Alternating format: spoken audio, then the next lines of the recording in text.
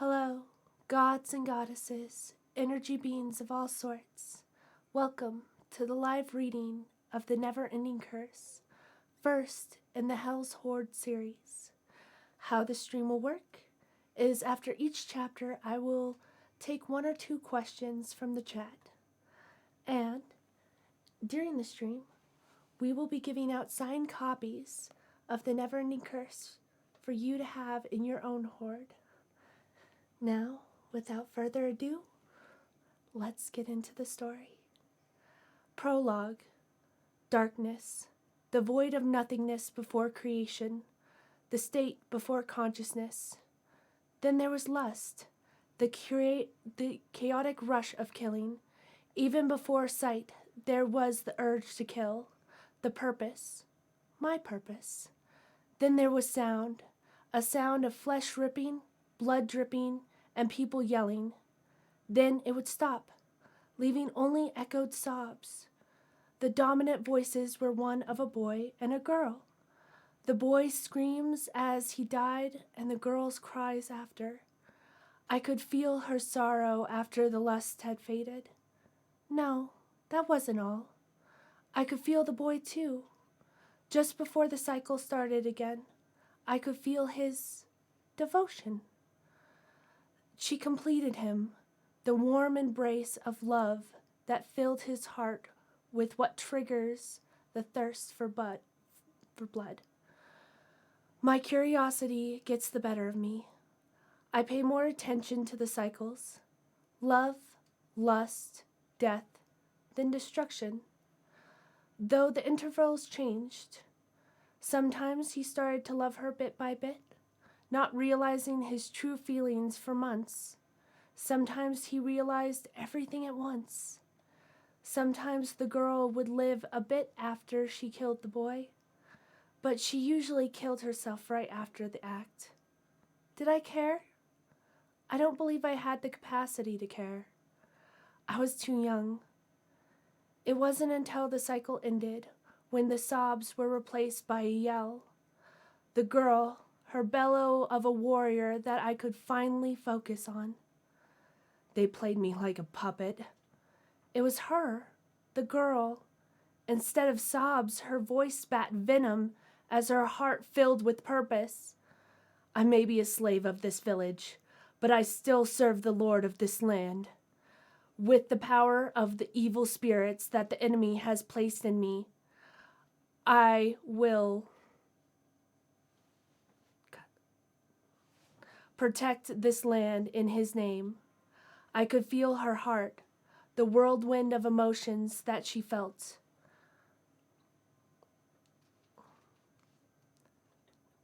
And then we have to wait for technical difficulties, because that's how this always works.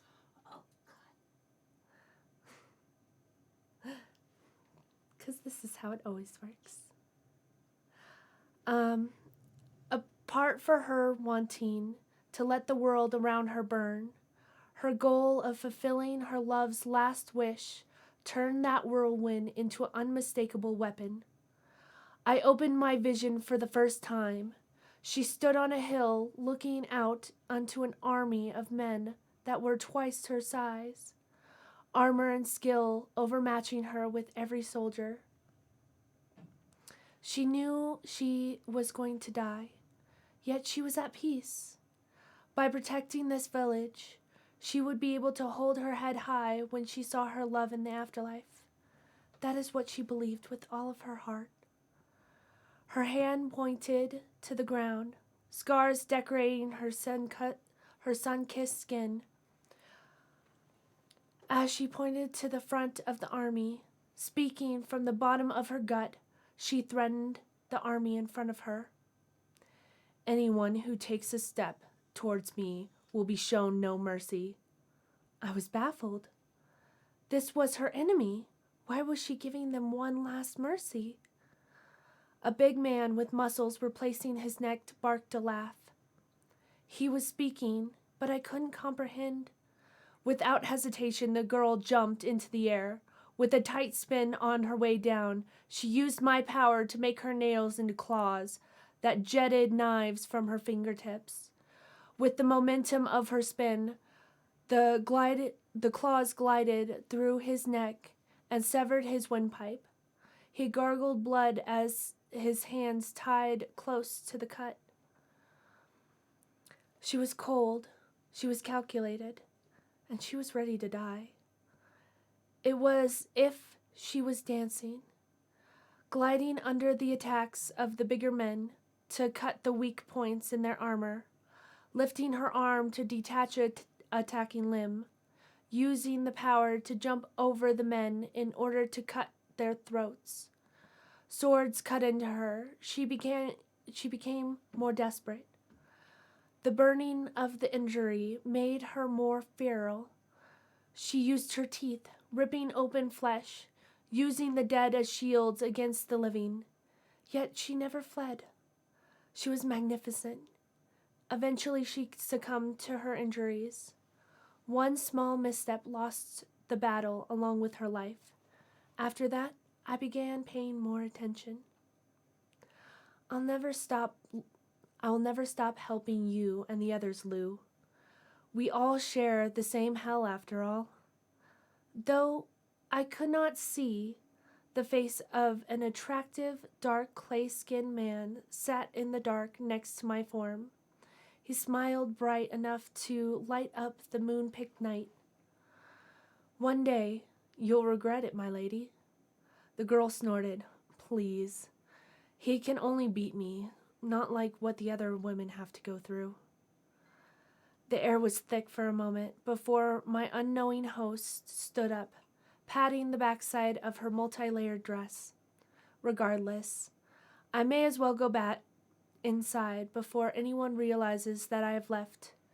It would be for the best, my lady. The boy named Lou nodded. The true despair rippled through his form before the lady left, walking through the grounds as the sounds of the flat, hard earth followed her. The outback nightlife made its presence known. She was obviously born into money, considering the size of the house that she had to sneak back into. A dark-skinned young girl helped her through the window. Both stifled their giggles as they collapsed on the floor. Everything went well, then? The young girl asked. Yes, Jonamir. My host smiled. I was able to calm Lou down. Hopefully he will convince the others not to get themselves killed. The young girl quirked an eyebrow. Did you give him a reason to stay? With a playful laugh, the host waved off Jonamir as she got herself off the floor. No, I did not confess my feelings, nor will I ever. I only assured him that I would do everything I could to control my father and his hooligans' actions. The sun in the little girl's face clouded, and they both shared a moment of grief. They both knew she didn't have any power. Quickly, my form turned around. Now, mind helping me out of my corset? I know you have to get back soon. Without dawdling, Jonamir helped her lady out of her clothes and quickly left to the children's cubby in the kitchen. They were supposed to sleep with the woman in the cabin, but the lady kept the window open. Even though the women's screams made her sick to her stomach, she kept the window open. She thought she was sharing in their suffering somehow. I didn't understand it, nor the intense suffocation her heart felt. The next day, the lady was woken up by Jonamir and assisted into uncomfortable clothing. She had a quick meal before going into a room with a book. She read until an older, unfamiliar woman interrupted her. My lady, pardon us, but lunch may be a bit late. My host closed the book with a smile. Of course you. Hopefully everything is all right. The lady shook her head. I've been given the name Mary, my lady.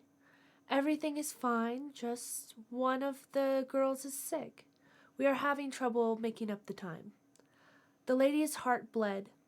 If this is the case, I want you to give my food to the one that is ill. When Zhu tried to protest, the lady raised a hand. I will hear none of it. When my food is prepared, use it to heal. I will not grow faint before the next meal."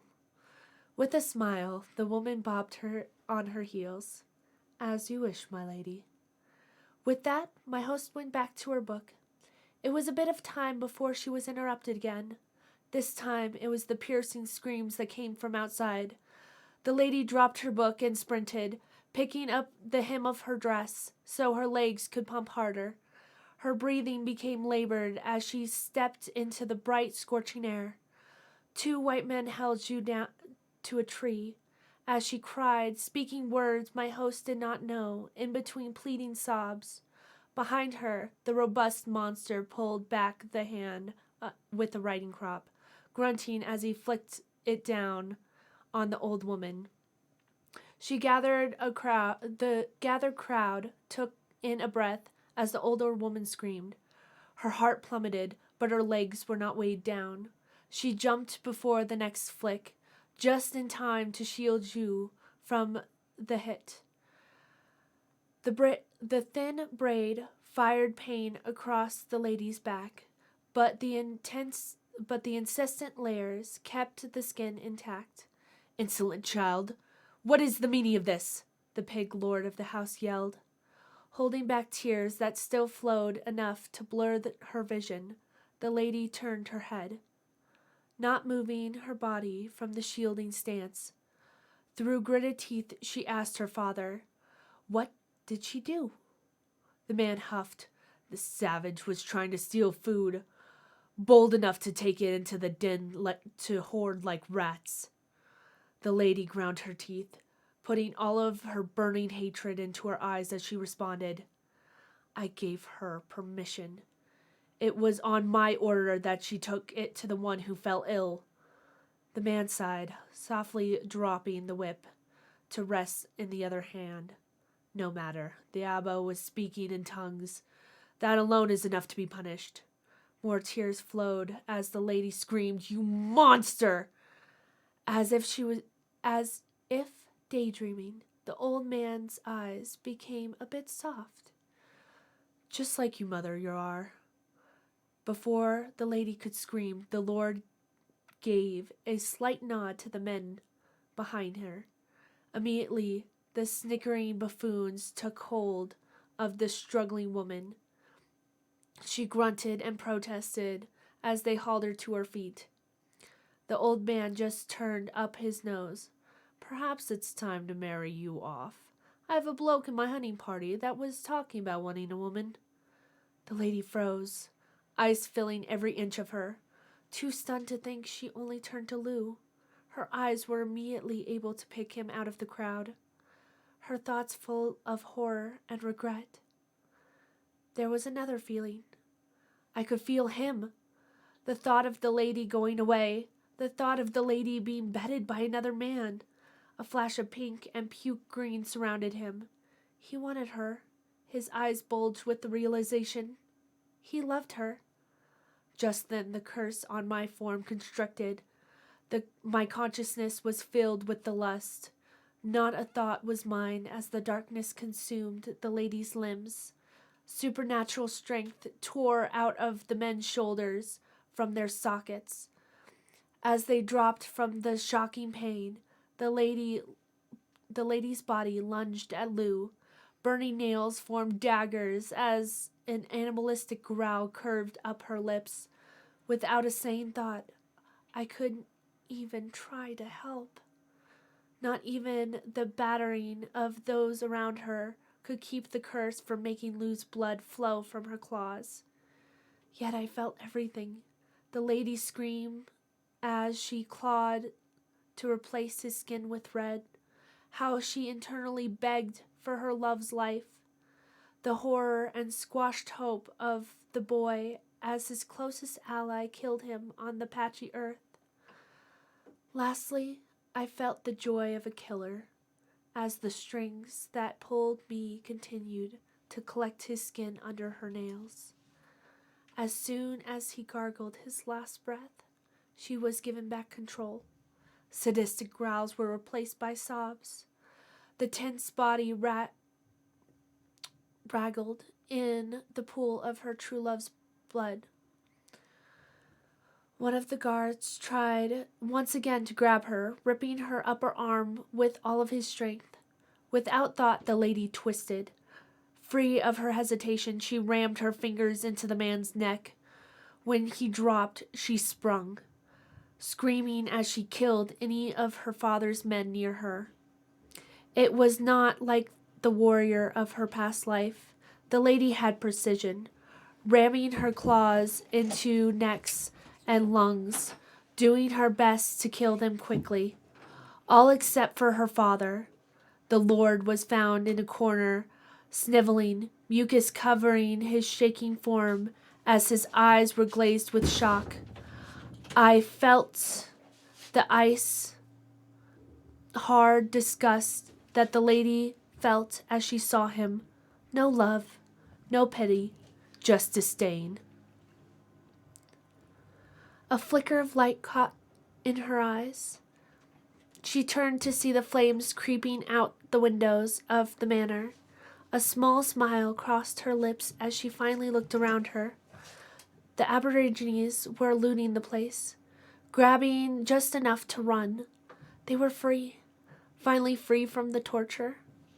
She turned back to the tyrant, resolve hardening her movements. Without a word, she used her new strength to drag her father by the arm, sinking her claws under the skin to ensure he couldn't get away. He screamed and fought, of course, but she didn't give him an inch. She took him inside the house, praying that the flames could purify the evil her and her father obviously share. Her last tears were dedicated to her darling Lou, hoping and wishing that this act would allow him to forgive her. The cycle continued on. A mountain girl in China, a Russian girl surrounded by snow, a fishing girl surrounded by sea, an Egyptian girl in the city, a farmer girl in South America. Every cycle I grew. Every time I tried to stop the boy's death, deviate the lust, change the circumstances. Unfortunately, no matter how hard I tried, I couldn't wake up until the boy began developing feelings. I couldn't stop the lust, the death that was cursed to repeat. I couldn't warn them of the darkness where I rested. I could only watch things play out. She loved him, but she was independent from him. The girl would fight to stay alive if she had someone depending on her. Young or old, she would try to use my power of death to help others. If no one depended on her, she took her own life to protect others from her lover's fate. She was caring, loyal, and honorable to a fault.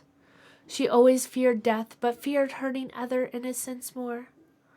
I tried to warn her from the darkness, though as I evolved, chains formed to keep me in check. I could do nothing to change the cycle.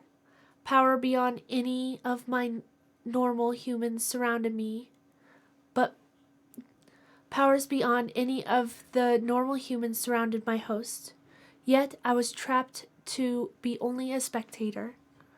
I felt everything, the love and the betrayal of the boy, the horror, disgust, and heartbreak of the girl. I felt everything again and again. I pulled on my chains, bellowed for her to run, battled against the cycle. She looked down at her hands. Each time her hands were different. Every set dripped with her lover's blood, as she realized she is a monster that will never be saved. That feeling was the worst of them all. I sat in the void, huddled in a ball to hold myself together, overrun by the helplessness that the three of us felt as we stayed locked in the torment of the cycle. Yet I was the only one that remembered. Then she came. A goddess descended on a flowing flame, dressed in a light gown that seemed to be made of the purest silk, green and gold woven into the decorative ribbons. Her long auburn hair was woven into braids that bounced at her knees. The smell of the forest accompanied her warm, breath-stopping smile. Though her eyes were blue as ice, they glistened with compassion and understanding. The darkness couldn't touch her as she offered her hand to me. My name is Brigid, hailing from the Celtic realm. I feel your grief, and I promise that this time will be different. I name you Eva, for you are alive. My heart tugged as it began to feel lighter. Was this hope? With my first smile, I welcomed her, and our souls became one. Now, if anyone has any questions, that's the end of the prologue. However, if no one has any questions, we can just continue on. No? Okay, let's start with Chapter 1. Chapter 1. I woke up trapped, but not chained, to the ground. I also had a real body. Before, my body was just vague dark forms that resembled a woman's... What? How many books in the series? There will be 5 books in the series. There will be My Never-Ending Curse, Cove of the Dead, Volume 1 and 2, My Never Forgetting Curse, and I am still working on the title for the last one, but there will be 5. Yeah. Okay, we'll restart Chapter 1. Okay, Chapter 1. I woke up trapped, but not chained, to the ground.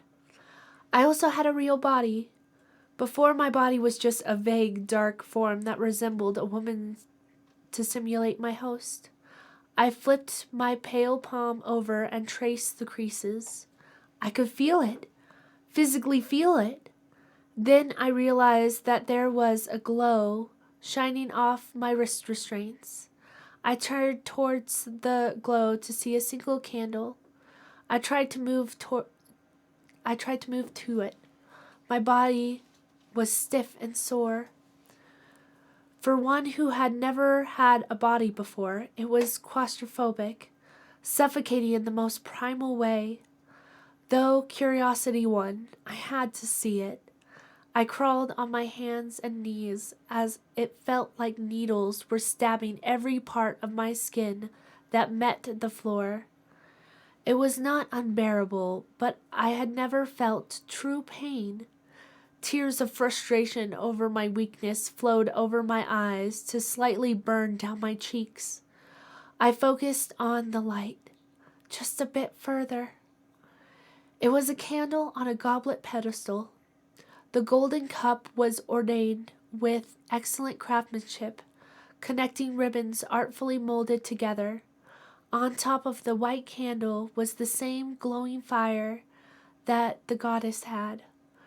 The ripples of the ember were hypnotizing, if not comforting. I reached out to the flame to find that it didn't burn my finger. It only shared warmth as it lapped my skin. My heart strained at the comfort. My mind consumed as I played with the flame. Only an unearthly rumble stirred me out of my musing. Though my body was heavy, I forced myself up on my knees to turn my upper half towards the noise. When I turned, there was only a peephole of light. The foreign sound attempting to cover up the words of the boy.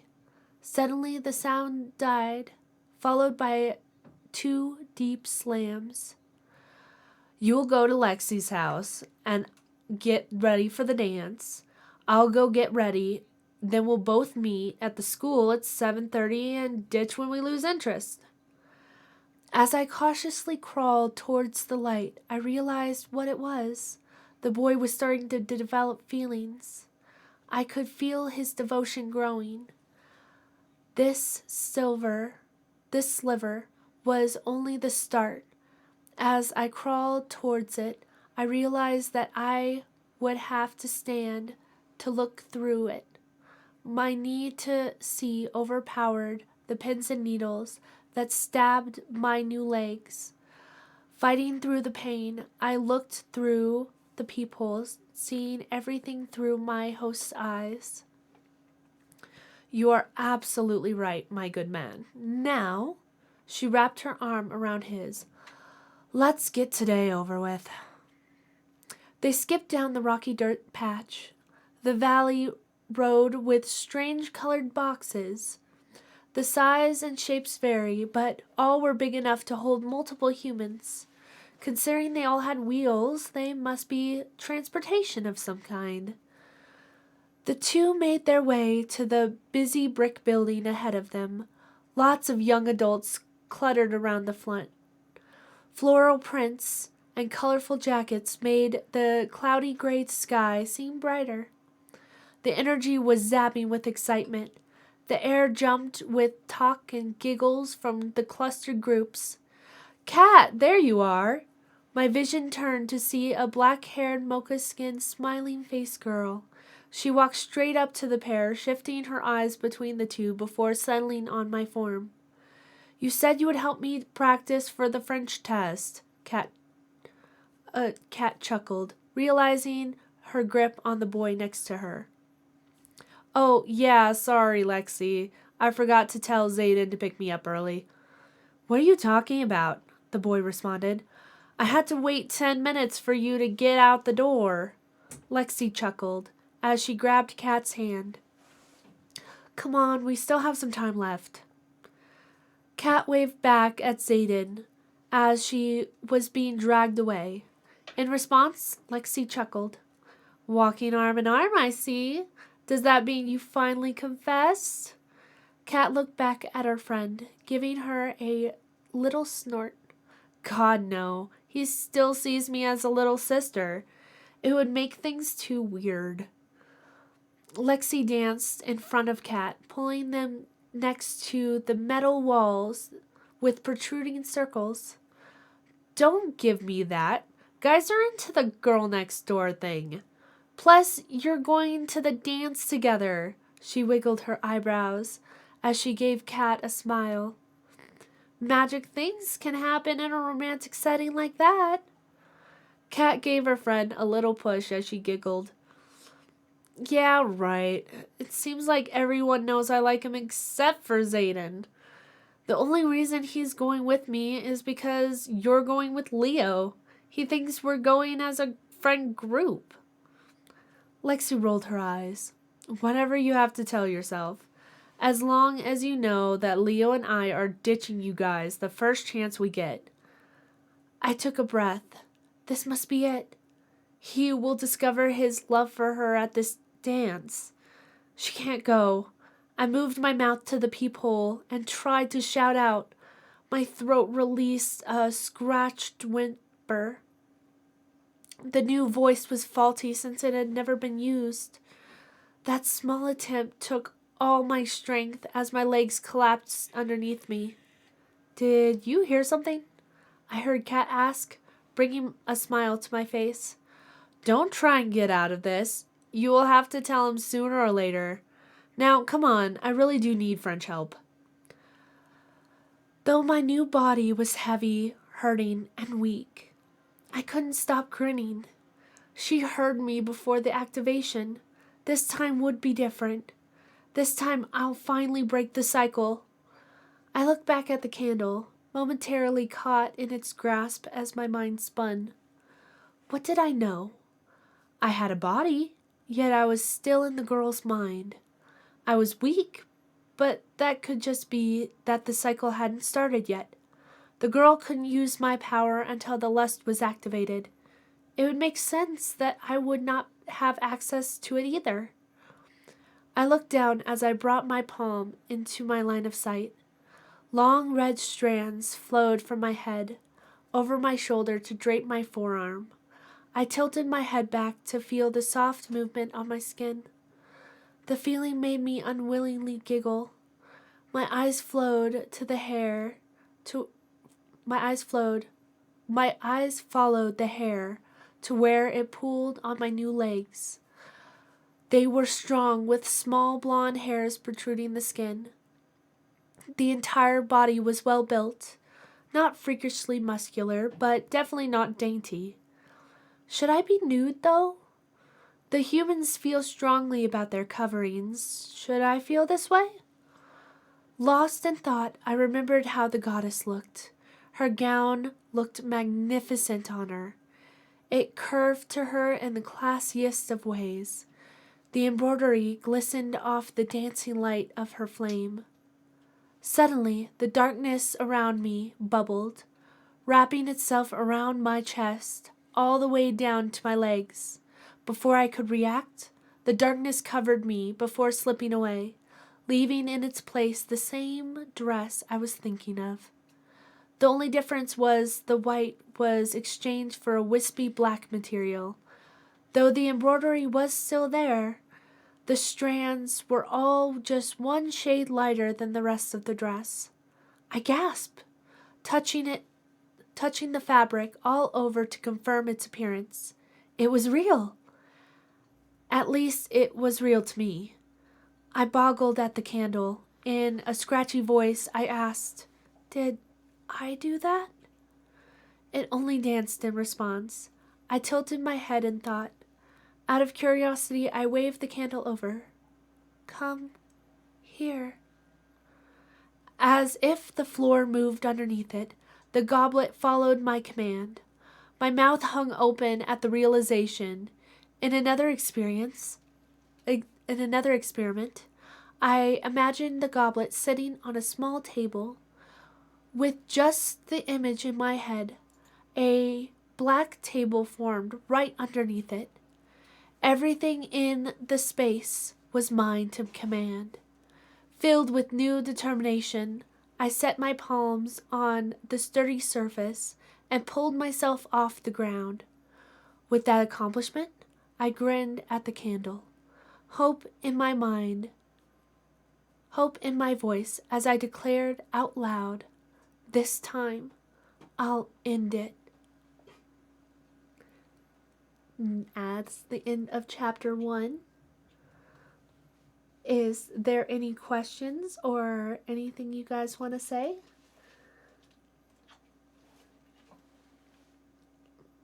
Is the voice and all the technology doing all right? Hopefully.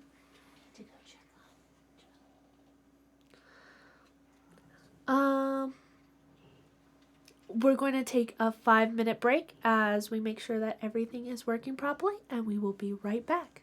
Thank you so much for watching.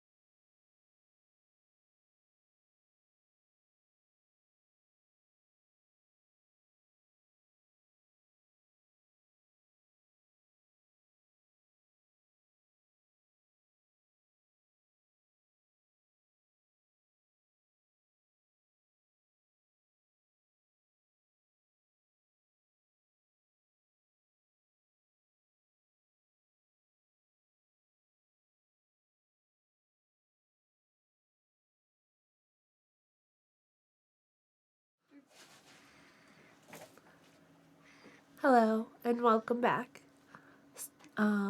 We are going to continue with chapter 2 unless somebody in the chat has a question. We'll get right back into it. What is your favorite character? Who is the most difficult character to write? My most favorite character is not in this book. It's in the next book, which is Come of the Dead. At the very end of the chapters that I'm reading for the Never Ending Curse, I will read a little section from the Coven of the Dead. And my favorite character is Wendy, because we have a lot of similarities. And the most difficult to write is also in the Coven of the Dead. And when that comes out in October, you will definitely see who that is and probably can understand why I hated writing him. So, we'll get right back into it with Chapter 2. Chapter 2. Kat went back to her home before going to her friend's house. In this time, I learned a few things. First, that this was a land of peace and prosperity. The air smelled fresh, even in what seemed to be the main city. There was no one who showed signs of malnutrition or disease. This cold utopia was in a place named Southern Canada, in a province named Ontario. It was also the year 1992, however, that meant nothing to me. I also found that Kat did not have the best relationship with her parents. Her heart barricaded from them during this short interaction. Both parental guardians barely looked at her as she told them where she was going. This treatment was not surprising to her in the least. She did not fear them, nor did she have any scarring suggesting that they raised their hand to her. Therefore, I did not pay them any mind. The last was that she looked exactly like the goddess Brigid. An adolescent version of my savior looked at herself in the mirror. Her hair was straight, with a peach get-up. Colors painted on her face to make her look desirable features pop. She looked nice. Too bad her excitement and chatter with the other girl made it to where she couldn't hear me. Honestly, yelling through the small hole in her mind exhausted me. Come on, I was done getting ready an hour ago. She looked at the clock on the wall that read 7:15. Then, turning back to the mirror to put on one more layer of the black makeup to her eyelashes. The device made her green eyes stand out on her face. Chill, I'll be right there. She yelled from the bathroom, spending another few minutes before standing next to Kat in the full-length mirror. I know, we look amazing. She came walking in, her black hair curled in midnight blue dress with a small strap holding it to her body. Kat smiled at her friend. Well, Lexi, I have no idea how to pay you back for this. She flipped her hair. Just get with that knucklehead so you both can live happily ever after. And at your wedding, give me credit for playing matchmaker. Kat snorted a laugh. If we get to that point, I totally will. I tried one more time, bringing my lips to the hole, and screamed, Do not go! Did you hear something? Kat asked, making Lexi stop when she was about to leave the room. No stalling. Now come on, let's get our dance on. With an uneasy shrug, the two left. I growled in frustration as my entire body screamed.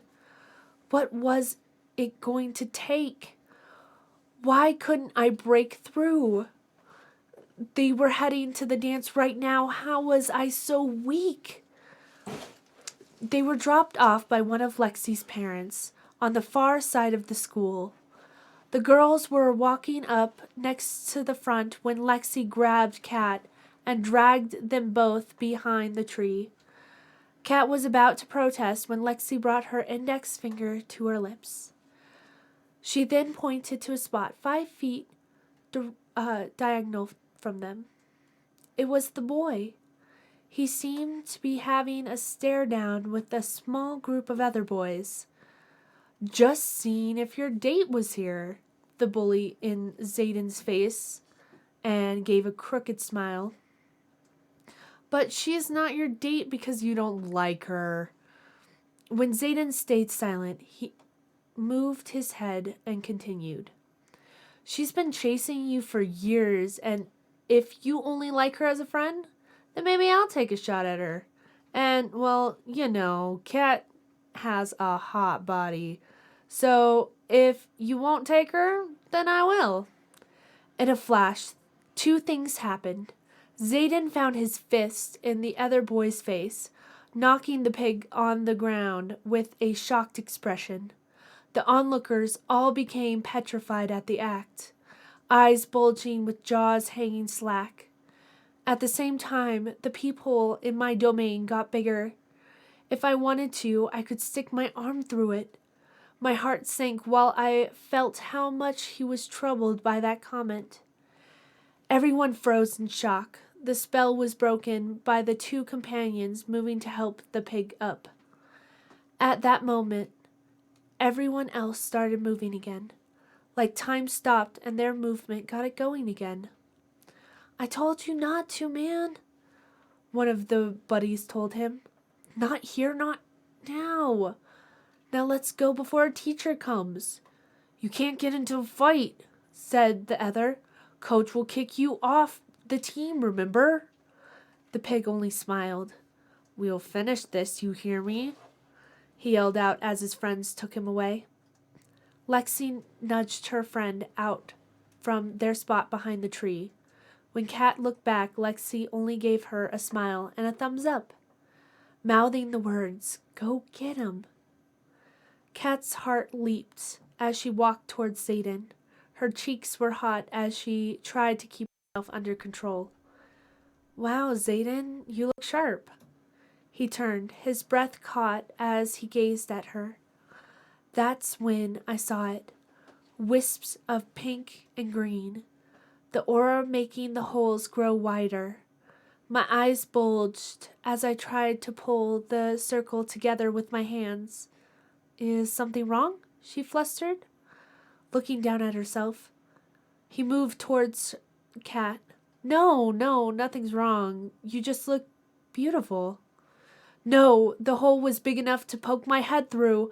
No, this time was supposed to be different. Get out of here!" I screamed, punching the wall of the circle. "You will get him killed." Kat shivered, wrapping her arms around her stomach. "It's getting chilly," Zayden added, giving her his coat. "Maybe we should go inside?" "I think it was the school lunch. It's not sitting well." "Don't be stupid and listen to me," I bellowed.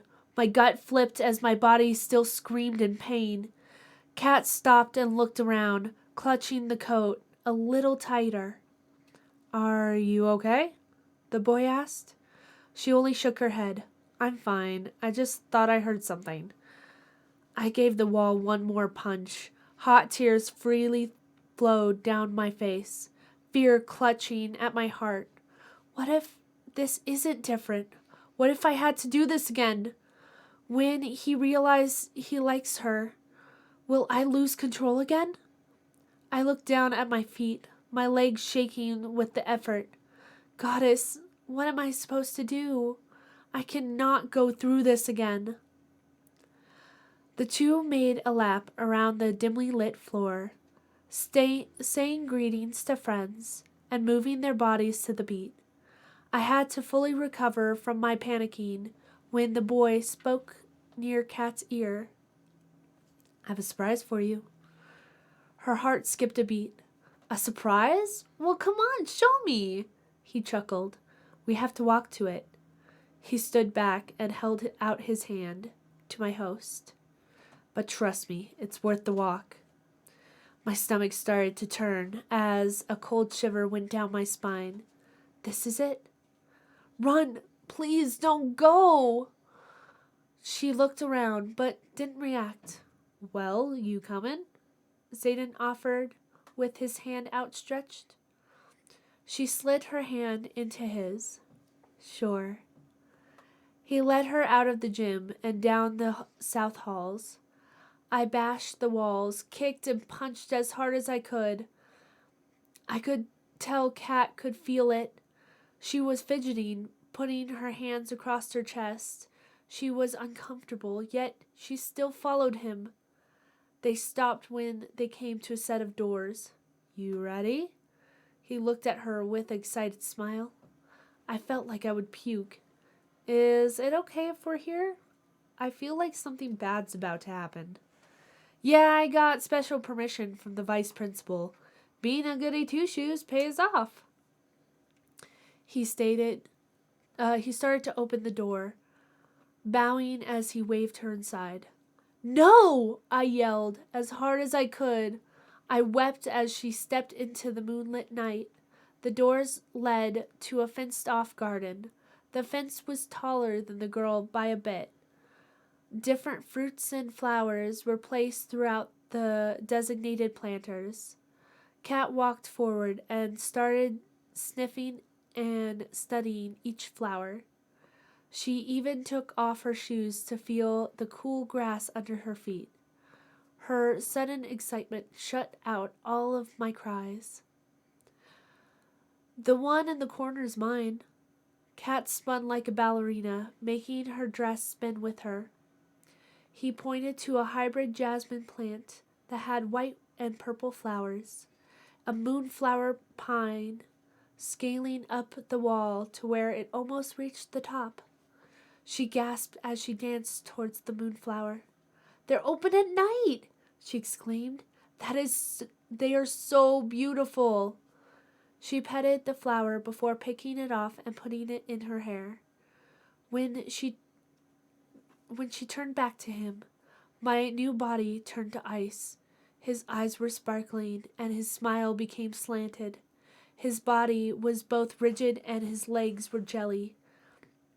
I could feel his heart flutter. At that moment, that's when he realized. That's when he finally made the connection. He loved her. My chain snapped tight, forcing me through the exploded doorway. My mind was consumed by the lust, becoming animalistic, turning mindlessly deadly. I could feel her as she was taken hostage. She wanted to run, but as soon as the body tried to take a step, we fell, the curse taking control, not from slipping, but being pushed down by the darkness, like a heavy black sheet had pinned the body to the ground. I could feel the limbs going numb. It started at the tips of the toes and fingers and went up. It was like nails were stabbing away control of the body. She tried to move parts that felt cold, but they wouldn't move. I was too gone to fight or to even care. I saw Zayden move closer. Run! Get away! She tried to yell, but instead, he took a step closer at the garbled whisper. The body felt heavy. Everything was cold and vile. She was plagued with fear as the darkness took full control. I was too gone. There was nothing I could do. Cat? Our head shot up, his eyes filled with terror as we smiled a growl at him. We moved slowly into a crouch, feeling the burn as our teeth and our nails had turned into weapons. Cat? He stumbled back, his legs pushing him away from the monster. Our head tilted, and a chuckle came from our lips, the lust urging for his screams, yearning for the feeling of the sticky warm blood to paint our nails. Our chuckle turned into an inhuman growl as the body leapt into him, pinning him to the ground. He looked up at us, In his eyes, I saw it. The betrayal, the fear. His eyes bulged as he struggled under our superhero strength. Our right hand came down on his chest, ripping the skin off of his rib cage. "No!" she internally cried as she saw what our body had done to him. His chest was a horrible bloody mess. Cloth and bloody flesh scattered over everything around us. She did everything she could to summon enough strength to stop it. Just like all the times before, she was just as trapped as I was. She could still feel everything, from the grass under our feet to the warm blood and flesh under our fingernails, but couldn't control any of it. She looked at the man she loved, asking herself the same old questions. Why was I doing this? Why does he have to die? The lust didn't care. It only had one instinct. An explosion. The embodiment of a volcano erupted in our hand. The lust was broken, replaced by a rage of pain.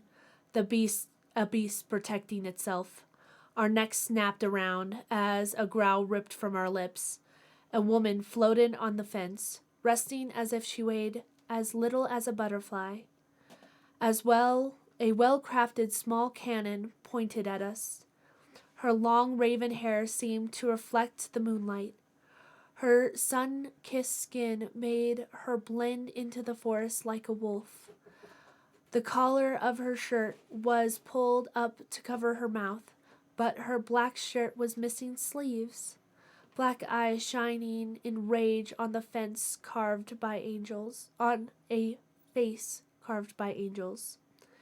She wanted us dead. Our body jumped off Satan at lightning speed and pounced, laughing in a crazed rage. The lust is not gone, but now allied with our self-preservation, both itching to return the pain, claws cocked as we flew. I watched as her hand moved across the cannon's surface. She pulled back. She let go with a loud click. Then she shot at us again. The bullet burned our skin, but the body spun. The jump was high enough that even with the loss of momentum, the body was only scratched by the metal cylinders. We crashed into the grass, which softened the fall a little, but not much. The pain, the altar of the cycle. Run. Without hesitation, our body fled. She would kill us. We had to run. We could only run. The cycle was broken. And at the end of chapter 2, if you guys have any more questions or if there's anything you guys want to say, hopefully you guys are liking it so far.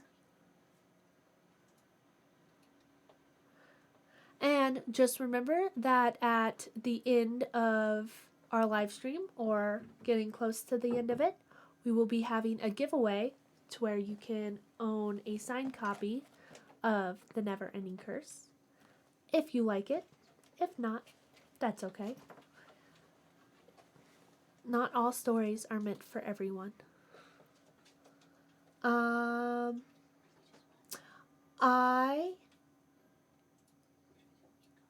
am dressed like the goddess Bridget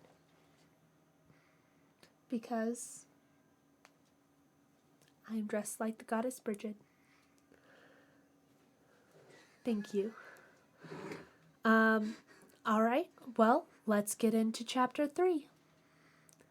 Chapter 3. Keep running, keep running, I chanted as the curse subsided with our distance.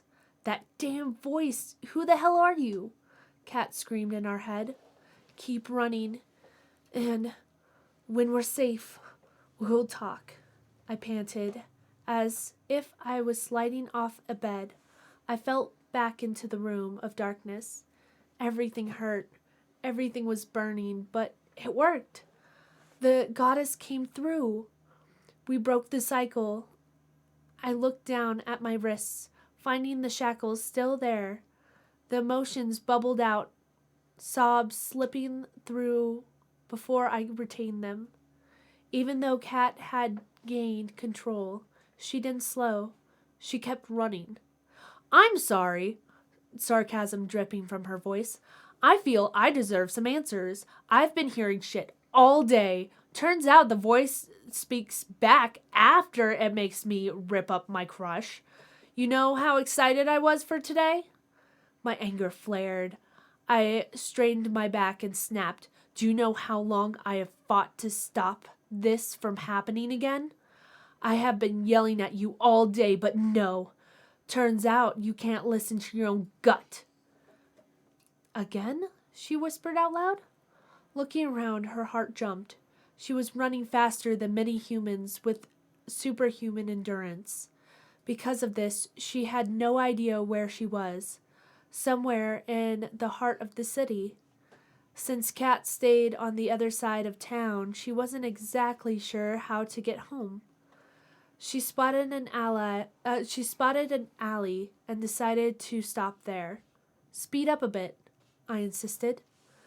Like it was instinct, she ran up the wall, and when she was at the peak of the run, she jumped into the wall of the alley. She kept jumping from wall to wall until she lost enough speed to where she could stop safely. She looked back, seeing the small dents in the stone wall where her body had landed. What the hell was that? I don't remember learning that. I reached my hands out towards her consciousness. Kat, it will be fine. You can shut up or get out of my damn head, she screamed out loud. You fucking monster. I stopped, hurt, tired. I laid on the ground, a pillow preventively appearing. She bit back a cry.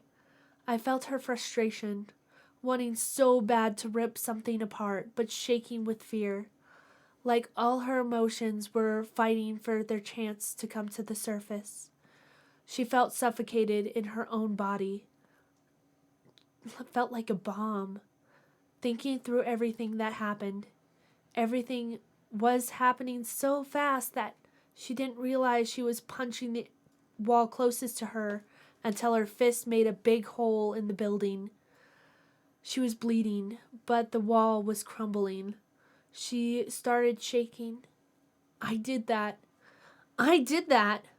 She fell down on her butt and scooted back until her back hit the opposite wall. Hot tears, sticky blood, and cold sweat running down her face. She wrapped her arms around her knees and buried her face in her knees. What's happening to me? Why is this happening to me? There, in the cold alleyway, the girl cried herself to sleep. Though she was convinced that this was the worst day of her life, it could have been much worse. I couldn't help but smile, holding a small celebration in my heart over the success. As I laid there, I realized I couldn't sleep. My consciousness couldn't rest. When my eyes closed, I could still feel the room around me. If I concentrated hard enough, I could feel the cool night of the outside world. Eventually, I was done trying to rest. I sat up as I realized another thing. I didn't hurt. I touched my body, running my hands down my legs and across my arms. Not only were the pins and needles gone, but I felt strong. I jumped up, stretching and dancing my limbs to make sure. Yes, I wasn't weak anymore. The flickering of the flame captured my eye. I looked over to see the flame falling sideways. I blinked. No, I was seeing correctly. It was as if the light was flowing to the side, not threatening of blowing out, and not bothering the wax underneath it. I walked over to it and lifted the goblet up. Small embers glided off the candle, following the sideways turn.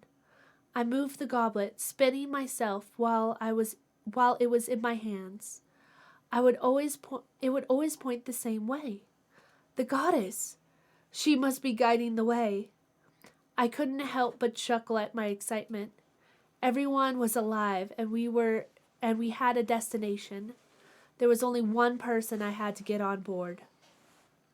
I turned to what used to be a peephole. It was now a door waving black energy, the boundary wider and taller than my body. I knew from when she was awake that this was my portal to the outside. When her eyes were open, this wall shared the girl's vision. I set the candle down and walked over to it. Hesitantly, I touched the boundary with the tip of my finger. It rippled and waved like water, but it felt like no more than a cold air pocket. I pulled my hand back and considered everything. If I could cross this wall and enter the girl's body, it would make sense that she could enter my world also. Come forward, cat. Follow my voice. I could feel it. The rustling on the other side of the door. Come to me, into the center of your mind. I felt it again. The darkness shimmered. I took a step back right before the ripples moved in the doorway as a ball of energy came out. It was not pure white, but it was also not of the flame. It was small and timid, but I knew it was her. The light fidgeted, as if it was looking around. Who are you? She asked, confirming that she could see my form. I was given the name Eva, I responded. What's happening to me? I hesitated, not knowing where to begin. My mind was tripping over how much to include. She was just a girl, living in a time of peace. I couldn't overwhelm her with the reality of the situation. However, this grim reality was now her reality. It's hard to explain because I only know what is happening, not how it became that way. I began. She took a deep breath. It's better than nothing, she unknowingly grumbled. I could feel the questions. Her mind circled. She wondered where she was. She pondered if this was a dream, if everything was a dream. This is not a dream. Unfortunately, none of it was. This is my domain, nestled in a deep part of your mind. She was stunned. Can you read my mind? I blinked, annoyance flaring.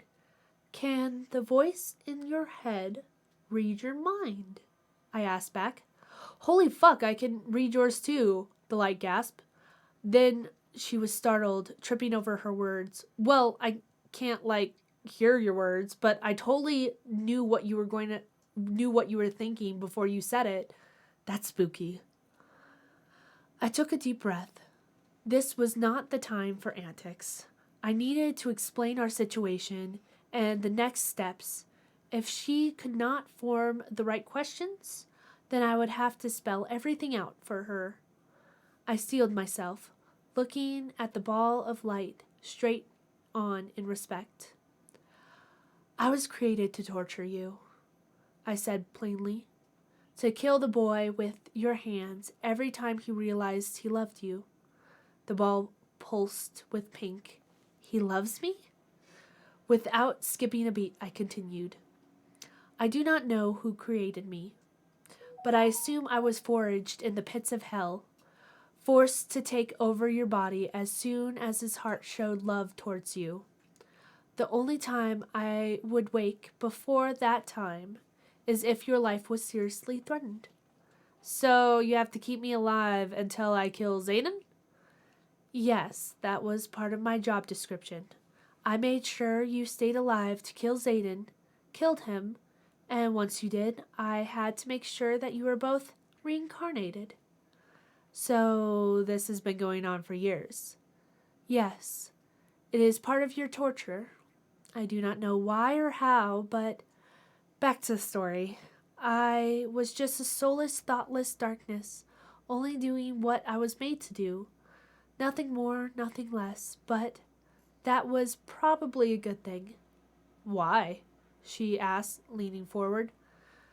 Because after I killed Satan, you could continue using my power. For the most part, it was to run away from what just happened.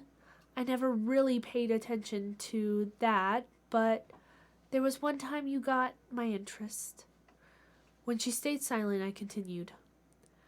I couldn't tell you where you were, but your city was under attack and about to have a fierce battle. You were helping the boy get ready when he realized he cared for you, and I ripped him apart in his own tent. She couldn't help but cringe at the mental picture. I did not let that slow my story's pace. You were on the front lines, and with my hearing, you were the first to know that the enemy was coming. You liked to watch the soldiers train and picked up a few moves. I remembered feeling the anger of what you did and lashing out at what I believe to be about 1,000 men. You fought them all, fighting until you succumbed to your injuries. After that, I started paying attention to your life. From the time you met Satan to the time you died. Slowly, your pure heart helped me make a consciousness, and then I made a personality. I took a breath, letting her absorb the information. After a beat, I continued. Believe it or not, I've come attached to you, and I don't want to watch the boy die again. I did everything I could, but it was only through the power of a goddess that the cycle broke. A goddess? I smiled. Brigid, the goddess of the Celtic realm, the holy being that graced me with my body and this opportunity to break the cycle. Cool, she hesitated. So what's the plan now? I pointed to the candle. Can you see the goddess flame? When I sensed her nod, I continued. I believe this is pointing us to our next destination. If we follow it, I believe we will find a way to break the curse. I guess it would be too easy if we could just go back home, eh? The little form sagged. I shook my head. Now that the curse is activated, if we happen to run into the boy again, I let the sins linger in the air. The girl sighed. Fair enough. It's not like I could go home after this anyway. I guess tomorrow we'll start our adventure. I smiled. It seems we shall. With that, the floating orb returned through the doorway, leaving me alone once again. I turned to study the flowing flame, praying for guidance and protection. Tomorrow, the journey begins. Zayden. Zayden. A voice. It sounds so distant. I could barely make out what it was saying. Zayden. Zayden. It was a woman's voice. It sounded beautiful and smooth. It reminded me of a mother talking to her child. Zayden, it's time to wake up, Zayden. As the voice got louder, the more and more I felt I recognized it. It was on the tip of my tongue, and yet being able to remember it was driving me nuts. And not being able to remember it was driving me nuts. The voice, I think it was from somebody in my dreams, but that couldn't be possible. I slowly ripped my eyes open. It was like my eyes were welded shut. When my eyes were open and my vision clear, I couldn't help but panic a little bit. A woman, who couldn't be more than 30, smiled down at me. She had pure black hair with caramel skin. Her eyes were a cocoa brown that was really pretty. Her face was drawn as sharp lines, as if it weren't for the dark bags under her eyes, you might think she was a supermodel. I was so shocked to see her sitting beside me that I jumped a little bit, but I was immediately pinned back to the bed in pain. I'm sorry, I didn't mean to frighten you, the woman apologized. as she tried to catch her breath as well. When I tried to get back up again, her soft hands pushed me back down. Try not to move.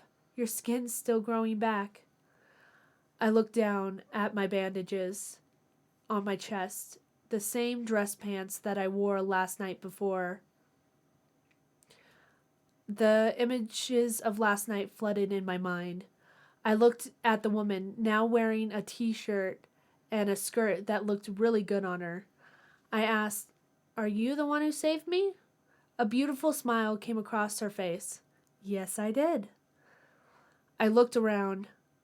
It was a small wooden cabin, and I seemed to be in the living room / dining room. The house itself was set up beautifully. Flowers in the window sills, beautiful furniture, and the hardwood floors were so clean you could eat off them. "And this is your house?" I asked her as she stood and headed towards the kitchen. "Yes, it is. It was too dangerous to take you to a hospital." The memories of last night replayed in my head. Then I knew where I'd seen her. "You're the woman who shot Kat." "I saved you." She came back with a bowl in her hand. "Besides, that was not Kat." She helped me sit up and put the bowl of soup in my hands. I replayed how she felt, the darkness that came over her, and those eyes. I shivered and then asked, "Who was it? Then who was it? What happened to her?" She sat on the edge of the bed I was on and waved me to eat the soup. As soon as I took a few sips, she started to speak. "Do you believe in God?" I shrugged. "I've been to church and I like what the Bible says, but I'm not sure about the giving up my whole life to serve him. Then I would have to be one of those hypocrites that cram the word down people's throats." I joked, but she was serious. She sighed. "Well, better get to the point. A demon-possessed cat." I went through the experience one more time, and that seemed to be the only explanation. The bad feeling, the claws, the trying to kill me. "So, what can we do to save her?" I asked as I shoved another bite in my mouth. She gave a chuckle. "We? I'm not in this." I quickly swallowed. "But you have to help me. I have to save her. And I don't know the first thing to do." I cringed from the pain of yelling, but I ignored it. The woman sighed and stood up. I noticed it smelled nice because of the obvious air fresheners, but couldn't hide the stench of cows. No, I was not in the city anymore. Plus, it was a bit warmer, but that may be the covers. I let my thoughts collect, then let the most obvious question flow through my head. I stared into my soup, contemplating the answer, going through every possible situation. "What's the problem, Zayden?" I looked up at her worried face. "Who the hell are you?" I asked. When I saw that she was too stunned to answer, I continued. How the hell do you know me and Kat? Better yet," I looked deep into her eyes, trying to see her true motives. "How the hell did you know when and where to come for me? I only told one person I was going to the box to show Kat my final. You wouldn't have been able to hear my screams over the music unless you were looking for it. So who are you?" I studied her face.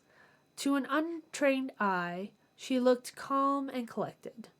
But I could see in her eyes that she was worried and shocked. These emotions were quickly covered. She had mastered her poker face, but it was just too scripted to be natural. Why would anyone need to work on it if they didn't have something to hide? She took a deep breath and held her hands up. Okay, you got me." A fake smile was placed across her face. "I've been following you and Kat, but before you ask, why?" I knew Kat was going to be possessed, and I wanted to protect you. Then why didn't you warn us? We might have been able to save her, I exploded. I was surprised that I lost control 2 days in a row. Would you have believed me if I told you? I became silent, because truly, I have no idea what I would do. I probably would have just stared at her. I still think she should have told us, though. We might have never gone to the dance, and then this would have never happened. If only we could have changed the past. I finished my soup and gave her the bowl. That still doesn't tell me who you are. She turned to get rid of the bowl, but smiled over her shoulder. I guess you could say that I kill demons like Kat before they do much damage. I also have an assassin job on the side. I froze. The thought of Kat being stalked like prey just didn't sit well with me. Is there anything I can do to help her? I asked, hearing her wash my bowl. Look, she sounded a little annoyed. You might as well consider your little kitty cat dead. There's almost no way to get rid of a demon. I smiled at her, hope filling me. You said almost. That means there's a way. She came back into the room. Trust me, they won't work. We held each other's gaze. I was pleading with my eyes for her to help me, the woman I loved. She gave a sigh and held up 2 fingers. There's 2 ways to get rid of a demon. She held up 1 finger. You can search for a man that is close to God, that the demon will exit the body. This can take years and multiple tries. She held up the 2nd finger. Or you can cast it out yourself with magic. But that will take some sacrifices on your part. I'll do anything for her, I stated. She smiled a beautiful smile. The first thing you have to do is get some rest. She helped my head into the pillow and tucked me in with the blanket on the nearby chair. We will start training in the morning. Before I could think any more on the subject, I was asleep. Another dream awaiting me. Kat woke up to the gasping of air. Considering her rapid heartbeat, she must have seen the same thing I did. Was that? Yes, I responded, getting up from my place on the floor. It seems that when I dream, I connect to the boy. How the fuck is that possible? She asked, before rolling her eyes at the carnage around her. Never mind, I need to learn not to ask stupid questions. To be honest, I'm not really sure myself, I mumbled. I always had a connection with him because of the love activated the curse, but this is all new to me. Hold on, why aren't I cold? She looked around at the newly breached sunrise in the sky. I guess the voice in my head is keeping me alive. She looked down at her hand. The wound that was there was completely healed. Doing a good job of it, too. I shrugged, even though I knew she couldn't see it. It's very likely. You have yet to kill the boy until then, the curse will do everything it can to keep you alive. She huffed, throwing her hands in the air. Will it keep me from killing myself? Better yet, why don't you kill me? Then we can end this entire shit. I could feel how frustrated she was, how scared she was. That is why I put all the emotions I could into my declaration. I am just as trapped as you are.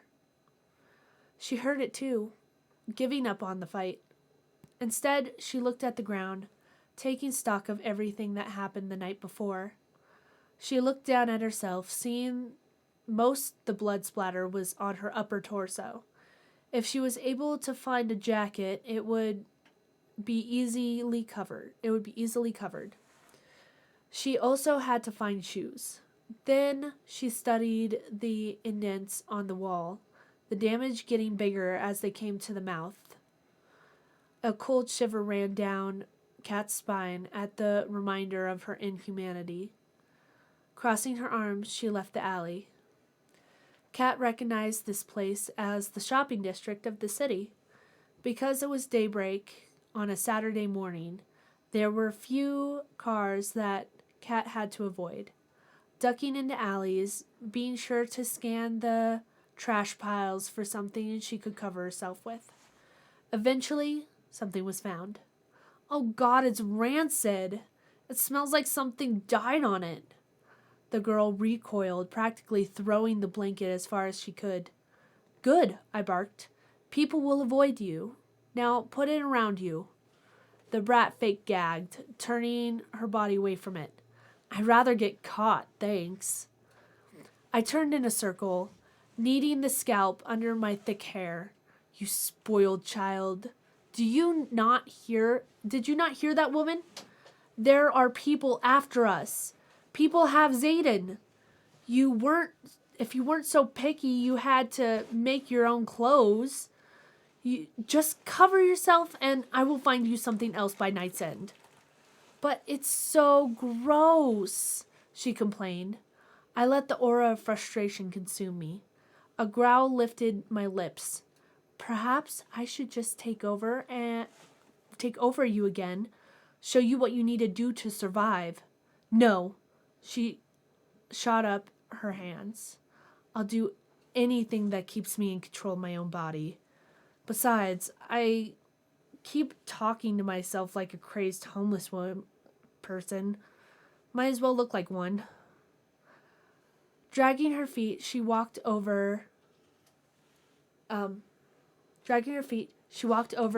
the grungy fabric, putting on a show of disgust as she wrapped it around her shoulders. It was so dramatic I couldn't help but roll my eyes. As I walked to the candle, just head to the edge of town. Let me know when you have gone deep into the forest. The girl grumbled, but did as she was told. I took the time alone to do some grumbling of my own. What was with this girl? Where was the heroine that I looked up to? I wouldn't expect this girl to give up her life for anyone else, much less go out of her way for anyone. Maybe I just presumed too much. I brushed my fingers through my hair again. Sure, this girl was a bit narrow-minded, pampered pet, but she could do it. She had the essence of all her past lives. She has to come around eventually. Hey, monster in my head, I heard the girl's voice.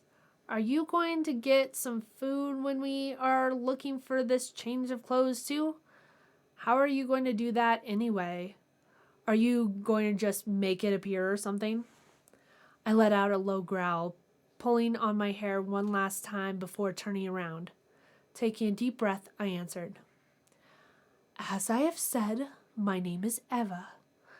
When we get to the forest, we will find food. Since I suspect that you do not know what plants are edible, we'll just watch the animals. What they eat is what you will eat. I could feel her heart sink. Her movements slowed as she processed what I was saying. You're saying that you're planning on having me eat shit on the ground? Not even washing it? With all the bug poop and who knows what else on it? I shrugged. You can't die by natural means, such as disease, unless you have the resources to buy a meal. We will have to scavenge. Couldn't we just beg? Make a cardboard sign when we have enough? We get like a burger or something? I took a deep breath, reminding myself that I couldn't physically slap her. You rather beg like a dog than fend for yourself? Fine, bring attention to yourself. Then when somebody sees the blood covering you, and you are detained by the law, I'll have to rescue you. The girl deflated more. I guess you have a point. Good. Maybe this will toughen you up. She huffed. Let's just get this over with so I can go back to my life. I sighed, the will to fight leaving me. Soon she will realize that the life she had was gone. Even if we can break the curse, things would never be the same. I kept quiet for the rest of the walk, watching the buildings fade as we began to be surrounded by trees. The fresh air carried the scent of pine and earth to envelop us. Only the sounds of birds and the girl's labored breathing accompanied us. That was until a large snap of a twig caused the girl to stop in her tracks. Her face turned towards the noise. Though her heart erupted in fear, mine was filled with wonder. I had never seen another animal like it. It was a monster, twice as tall as the girl's body. 4 thin legs held up a massive torso, a wise beard of skin dangling from its chin, with a long rounded snout, the massive horns adorning its head. The horns were battered but were still magnificent. Holy fuck, it's a moose.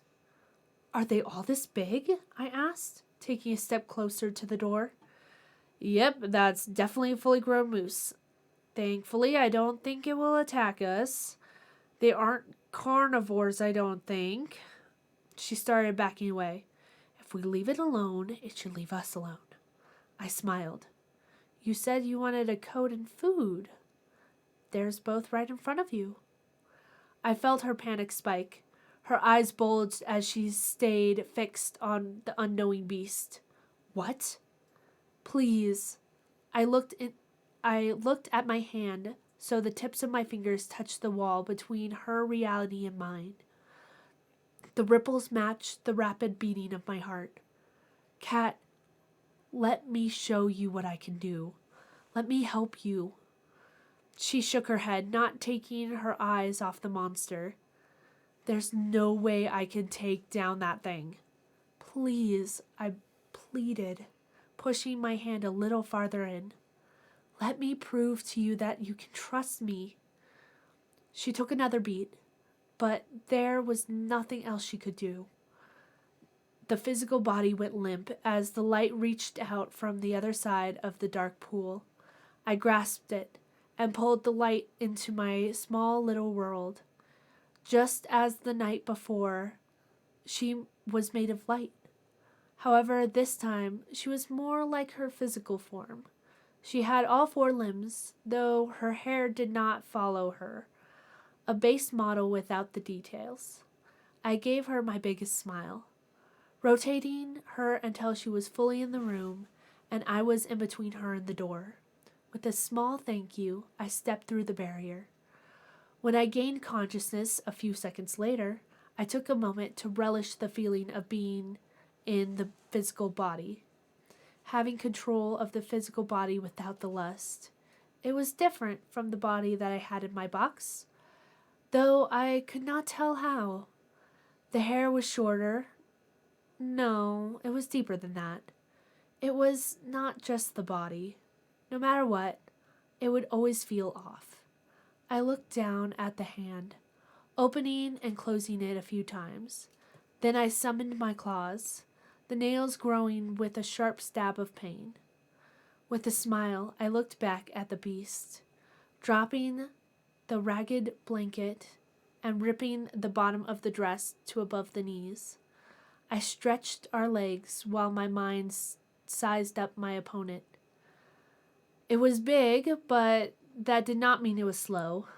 It was strong, but its form did leave some openings. I stretched my arms while I watched it graze. It seemed to know I was there, but did not care. That meant I still had the element of surprise. I crouched low and stalked until I was behind it. I waited until it was in the middle of chewing a big bite when I pounced, our legs pumping, burning at the new speed. Excitement of the challenge almost made me giggle.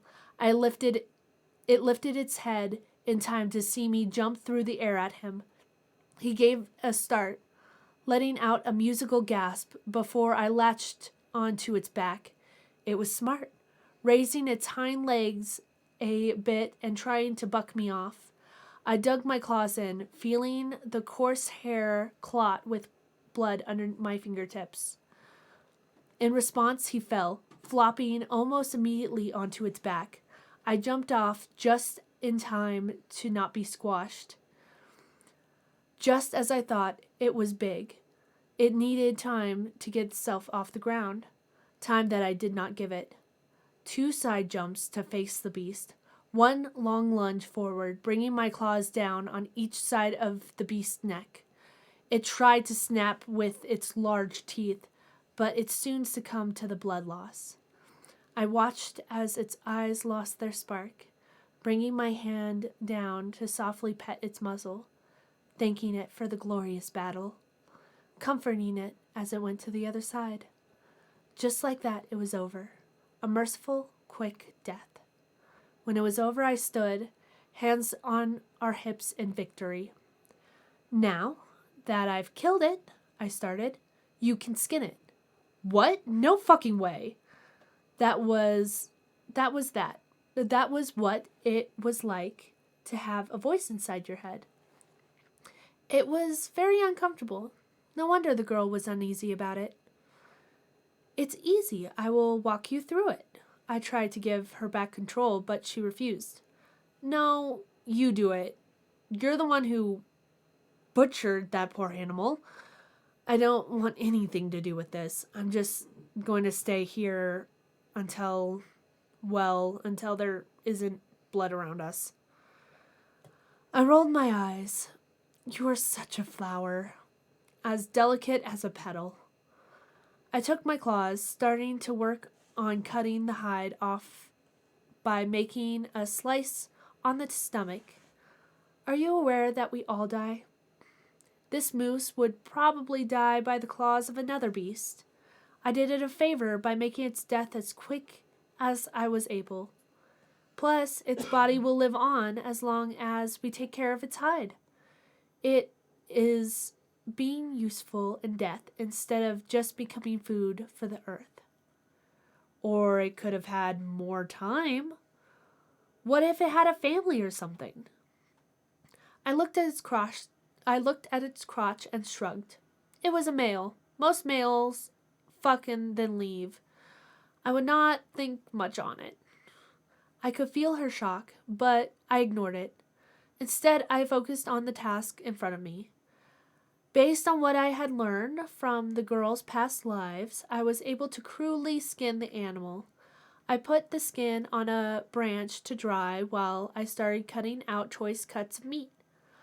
All the while, the girl gagged and promised to never eat meat again. I ignored her hysteria until she started weeping. My head snapped up at the noise. What are you crying about? The flower huffed. What am I crying about? Maybe it's because I'm being held captive? No, possessed? By a lunatic that kills without hesitation. Or it could be that the same demon put me here in the first place. I growled low. I apologize, but I was powerless against the curse. It wasn't until I was distracted by the wound in my hand that I could get away. When she kept weeping, I threw my hands up in frustration. Fine. Would you rather go home? Run back to your parents with your tail between your legs? We'll forget about this whole mission and go back to your perfect pampered life. The girl's crying slowed. A deep sorrowful aura crashed into the girl as she quieted. I was about to say something when she responded. No, that would turn me in without a second thought. If I go back and Zayden is still missing, they may just turn me in to get rid of me. My anger left me. She truly believed that statement. After experiencing so many different family dynamics, I was not foolish enough to believe that all parents absolutely adored their children. In a caring tone, I softly asked, "Do they beat you?" She sarcastically snorted. "They do everything but beat me." When I stayed quiet, she continued, My parents were a one night stand. However, because of the town they lived in and both their parents, they were forced to get married and have me. Dad blames me for his dead end career as a lumberjack, and Mom blames me for never being able to travel. Whenever Mom gets drunk, she'll go on tirades, making sure I know how much I ruined her life. Do you have clothes that fit you? Food every day? Cat sniffed. Well, yeah, but then use them for necessities and leave as soon as you are able. Use your time to prepare to live a life without them. Read and learn all you can to prepare to work hard to stand on your own. I used some of the torn dress and skin to crudely sew a bag. The now gray fabric weaving in and out of the holes on the edge of the bag. After putting the cuts of meat in, I pulled the cloth to close the bag and tied it closed. Then I took the big section of hanging skin, folded it, and began to walk. Would it help to hear about your past lives? Some of them also had family issues that you may learn something from. She sniffed, the tears slowing as her interest peaked. It couldn't have been all that bad. I barked out a laugh. Oh, little flower, you have no idea how good you have it. First off, you're the first incarnation to go to a real school, and only the third incarnation that knows how to read. You are one of the first to not have a working job by this point in your life. However, you are definitely not the first to have family issues. In fact, after the curse killed the boy, it was usually the family that would kill you. Cat gasped in horror. Really? I smiled. Your last words were, and I quote, "Guess nothing backstabs like family does." Rough translation, but you get the point. And that is the end of chapter 3. Very long one. We have 2 more chapters left until the never-ending curse. Just so you know that this book is available on Amazon Kindle. The online version is available in most stores, I believe. I know it's available in Barnes & Noble and a few other online realtors. But for the physical book, we have Amazon. And if you want to own your own signed copy,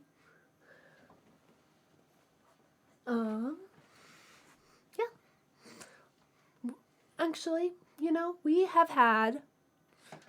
we're about halfway through. Considering there is only 11 people in the stream right now, the first one to write Keeta, Keata, in the chat will get a signed copy. And I have a few tech people that will tell me who that is.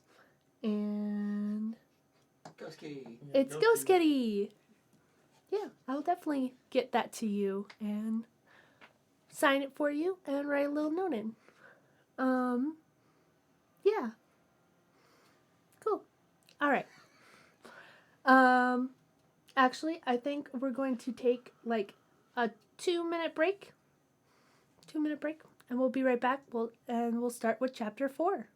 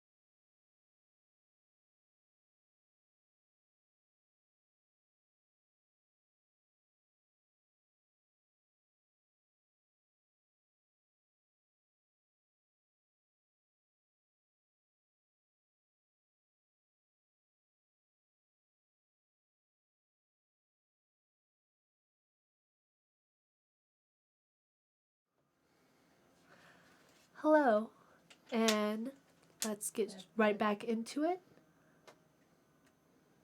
Except that's blurry. Got it. That's It doesn't autofocus.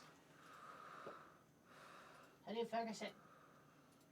it did that before too. Hello, and welcome back. Let's start with chapter 4.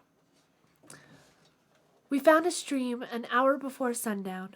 I was able to wash the blood off of the hide and make a coat by cutting some sleeves into it. It was not a thing of beauty by any means, but it was enough. I kept control long enough to wash the body we shared, since the princess was too scared of someone seeing her. Instead, she laid in the small room next to the candle.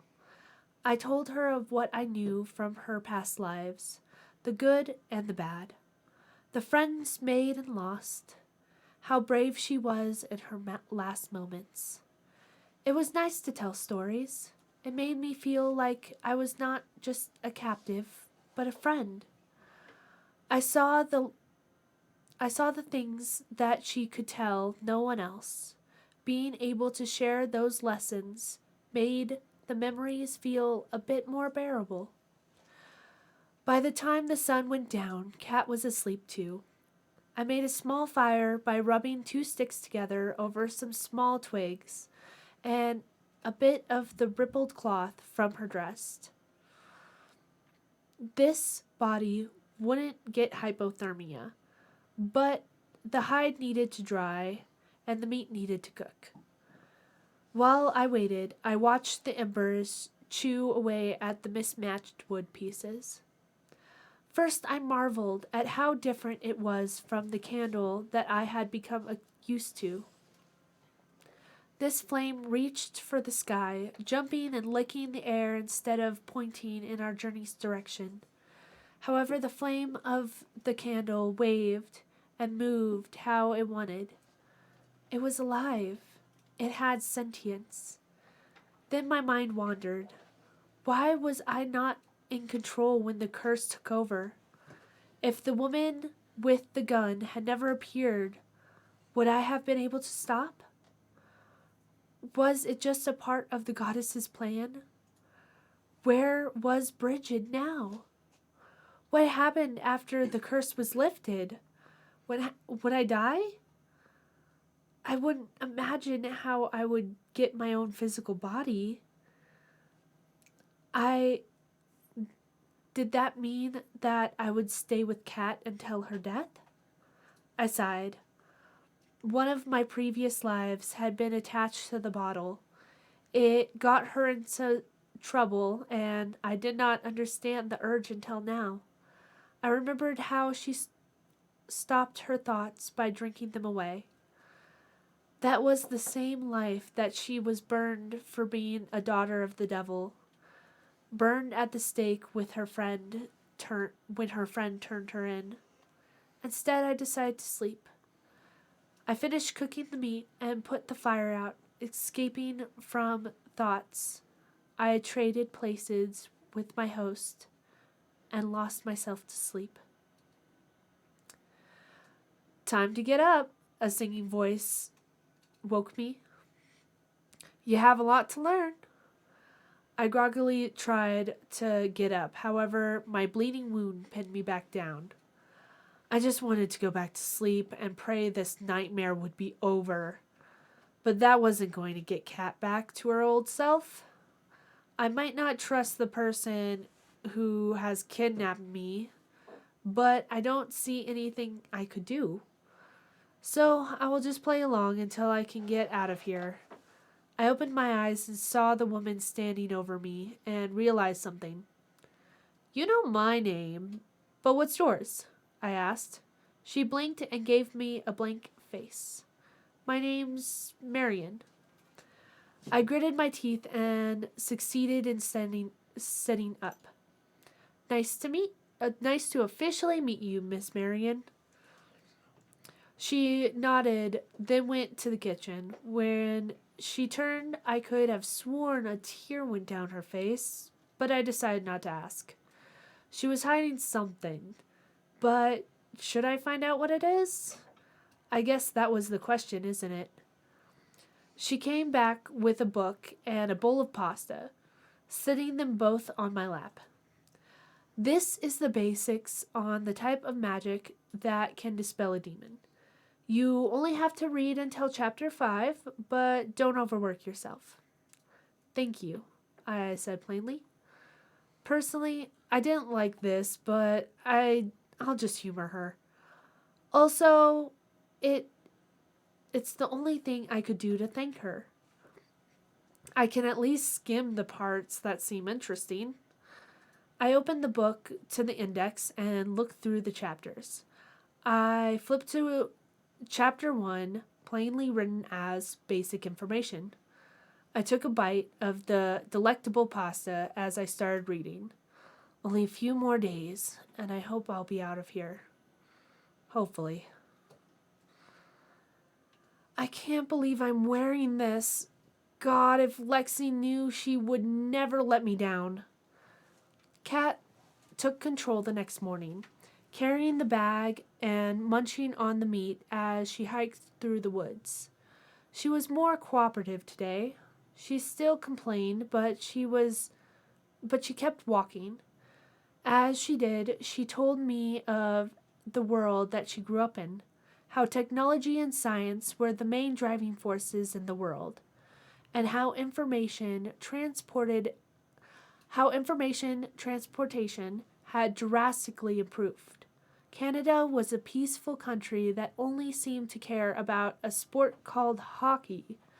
Women had a say in government for the last 50 years or so, and things as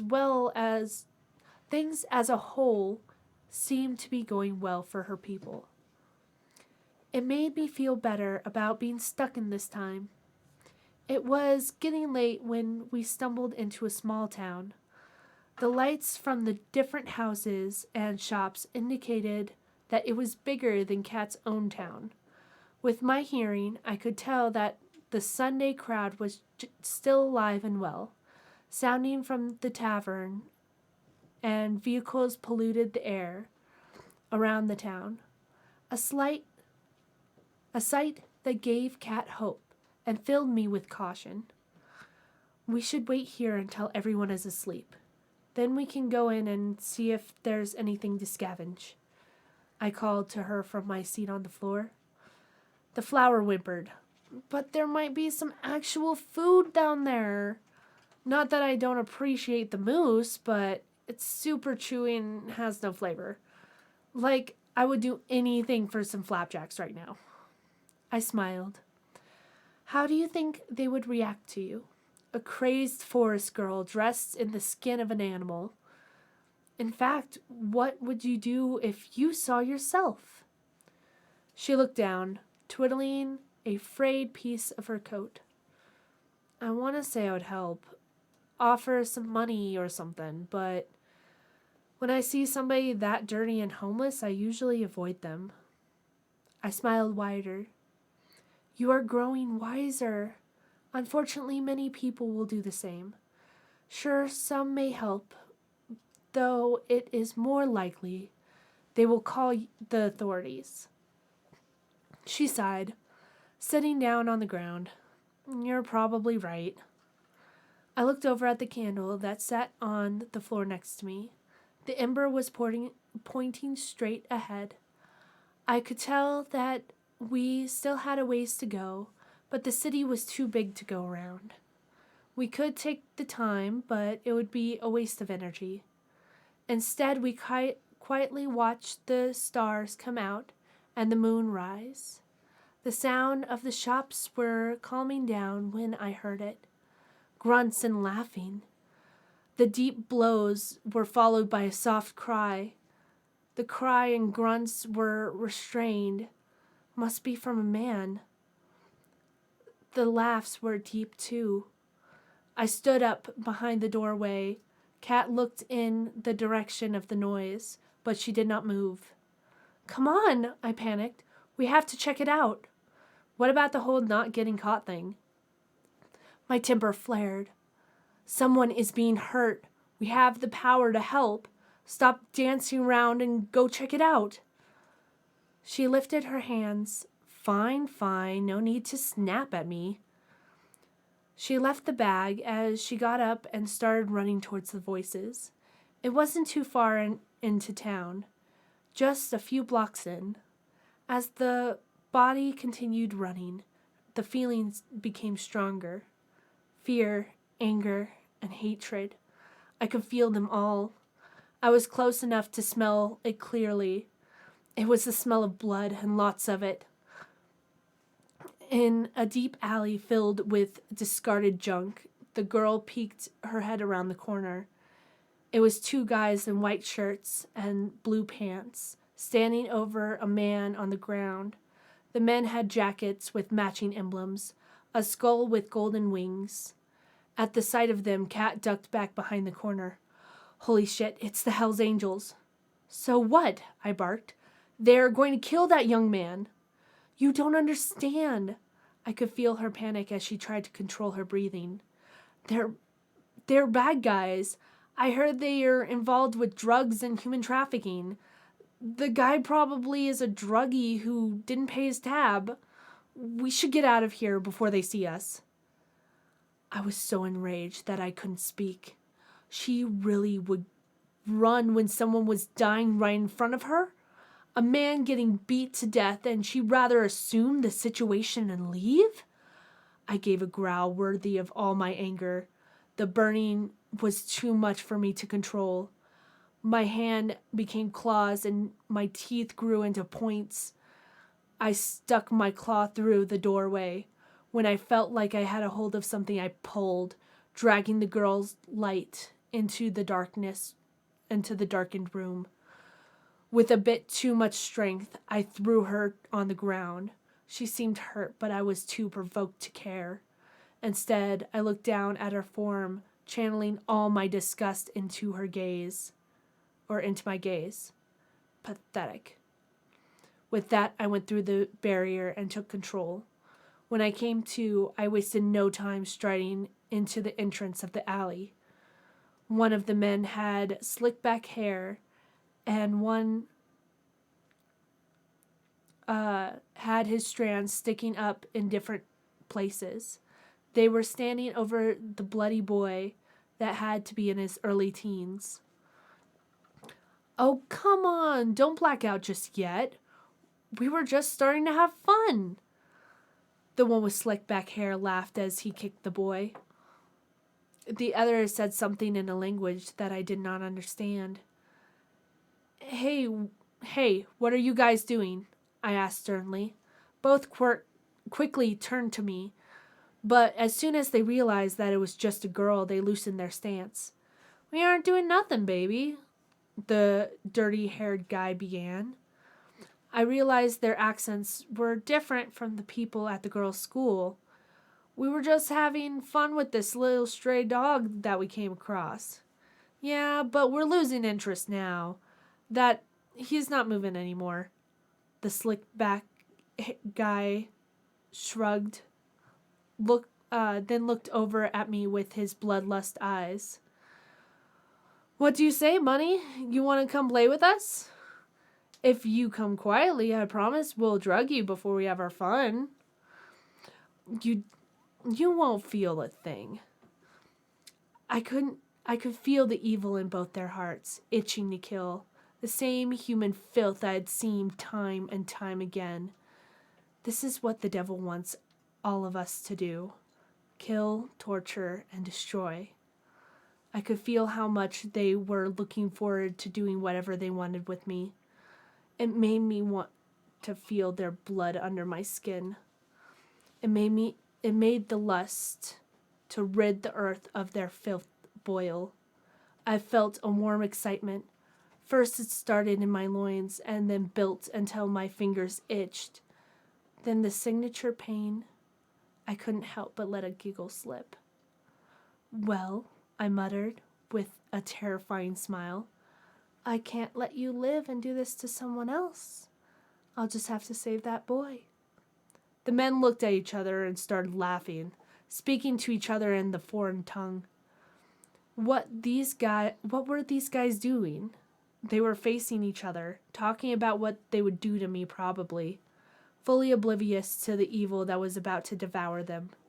I slowly glided into a crouch, not once taking our eyes off my prey. With a small growl and a huge smile, our body lunged at the man with the messy hair and took him to the ground. His blood was hot under our claws, and one hand around his throat and one around his stomach. I could feel the blood in his throat being stopped by my hand. I saw the horror and the realization in his eyes, the alluring horror of what I was doing and what was happening. That look pushed me over the edge. I lost control. When he hit the ground, I began ripping him apart like a present. Lost in the lust, I relished in his screams. The different textures of his organs, each slash brought me closer to ecstasy. Stunned, the second man silently gawked while I tore the screaming man apart. Even when the screaming stopped, I didn't. Soon, only my laughing and growling could be heard under the dark sky. It was the other man's movement that stopped me. His legs gave out and he was quivering on the stone ground, tears streaming down his face, the realization that he was next in his eyes. I gave a heart-chilling chuckle as I stood, bitterness filling my mouth as I stood over him. "What's the matter?" My demonic voice made him jump. "You said you wanted to have fun, didn't you?" Our body took a small step forward as he shuffled himself against the wall. "Well, I'm having a great time." "Please," the bastard begged, lifting his hands. "The Hells Angels will go back to Quebec. I'm high up. I'll make sure that we never set foot in this town again. Just spare me." I grimaced at a long-ago memory. "You remind me of one of the fathers. Quick to hurt others, but a blubbering mess when it's your turn to pay." I bent down and wrapped my bloody claw around his neck. I felt his sobs vibrate in my hand as I whispered, "Exactly what you deserve." With that, I crushed his windpipe. The face of horror as he struggled to breathe brought the lust back in full force. His bulging eyes and the weak sounds he made brought a smile to my face. I lost control again and begged and began slowly tearing him apart. Turns out he could still breathe a bit, his muffled screams with every cut going on longer than they should. However, he was soon dead. The lust leaving, the laughter gone, only silence and the smell of blood accompanied me. No, there was another sound. I looked over at the boy. He was passed out but still breathing. I gave a small smile of victory as I checked him over. Our now human hands reached under his grimy shirt and across his skin. Nothing seemed to be broken. However, he was littered with bruises.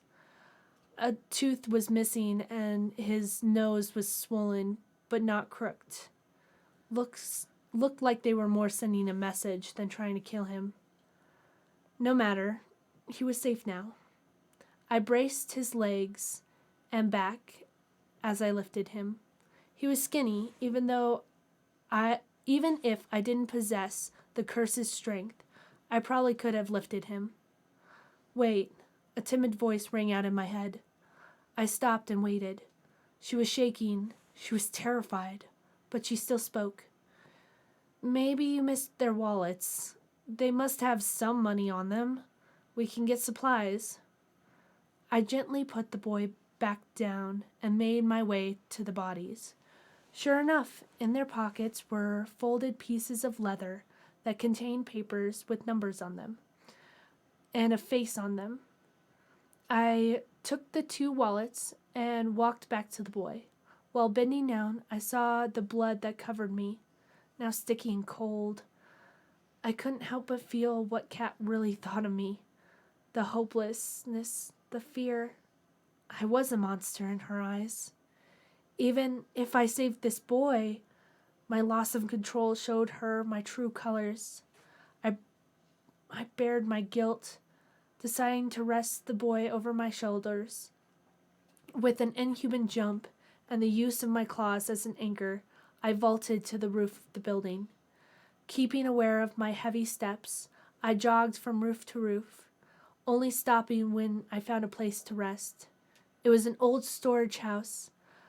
By the smell, only rats had been in the building lately. It was musty and mostly cleaned out. No one would mind if we used it for a night. I broke a window, making sure to not hurt my passenger. Carefully, I got us both inside. I set the boy down for a second while I took off the skin on my back and moved it onto him. Carefully, I took off his shirt, pants, and sandals, surveying the damage. As I thought, nothing seemed to be broken. He was still breathing. He was covered in blood, too. I sighed at the regret I felt, but I also knew that I couldn't take it back. Even if I could, I probably still would have killed them. They were being judged by their creator now. That's what people like them deserve. However, Kat was distant. I tried giving her back control, tried to talk to her, but she ignored me. So I went looking around. Eventually I found a sink. Thankfully it worked. I was able to find a bucket and a rag that was intact enough to help my capture. I took the bucket to him and washed him before washing the body I was taking care of. After all that, I sat and watched the middle of the room. I listened to the night but couldn't find sleep. I could have gone into my little room and tried to talk to Kat, but I also felt that she needed time. So I decided to stay, feeling deep down that I did the right thing. I yawned as I continued reading the magic book. I woke up from another nightmare last night. Marian has been able to make me get just enough sleep with the herbs she gives me, but I'm still really tired. She said nightmares were common after an incident like this, but somehow I didn't feel like that's the case. The dreams were too real, too personal to be because of this incident. On top of that, these magic books felt total bogus. They ran in circles, never telling you all the details. I didn't feel comfortable with any of it. But if it makes Marian happy, I guess I had no choice. I mean, she did save me after all. Truly, she was acting like a good mother to me. She tried to comfort me, brought me food, shoved nasty tasting medicine down my throat. She even lectured me on how to study, just like Mom back home. I set my book down on my chest and looked up at the ceiling. I wondered about home and how my parents were doing. They were probably losing their minds because of me. Because of that demon and Cat. I was distracted by the movements out of the corner of my vision. A spider was descending down from the ceiling by a single string of woven thread. I looked back at my book and flipped to a previous page. It was talking about manipulating others. With humans, it took their blood, a common theme in this book. But then the movement or thought had to be something their conscious mind wouldn't notice. It suggested that the target be distracted or sleeping. Underneath it, the book suggested that the practitioner start on animals. If the animal trusted the person, then the spell would perform better, but what about a spider? I sat up, which didn't hurt too much anymore, and made 2 pentagrams with some chicken blood that Marian set out in case I wanted to try a spell. I copied the foreign symbols on the page to my blanket, ended up distracted the toddler's attempt on a circle. Resigned in my best attempt, I stretched to cut off as much as the spider's web as I could. The spider started scrambling up the web towards my hand. Out of reflex, I let go, the spider falling into the circle. I looked over on the nightstand and dumped out a water cup on the floor before trapping the spider. As it scrambled for an exit, I quickly began to chant. As soon as I got into a rhythm of the words that the book told me to say, I closed my eyes and concentrated. Then I felt it. The heat coming off of the small bit of string still stuck to my finger. I opened my eyes to see that the spider through the transparent glass. It was now still in the middle of the circle. Even when I moved its prison, it stayed still. Without moving my eyes, I twirled my finger with the scrap of web on it. The spider twirled in the same direction. Every direction I moved my finger, the spider obeyed. My breaths became rapid from shock. I was able to do magic. I should be happy, but why do I feel so wrong? I heard Marian's footsteps outside the door, and without thinking, I splattered the rest of the blood on the blanket to cover up my success, the spider breaking out of its trance to scurry away. When she came in with the basket of greens she had got from the garden, I made my voice sound bitter when I cussed. She spun to look at me, her eyes growing in shock. She put down the basket and ran over to me, gasping, "Zayden, what happened?"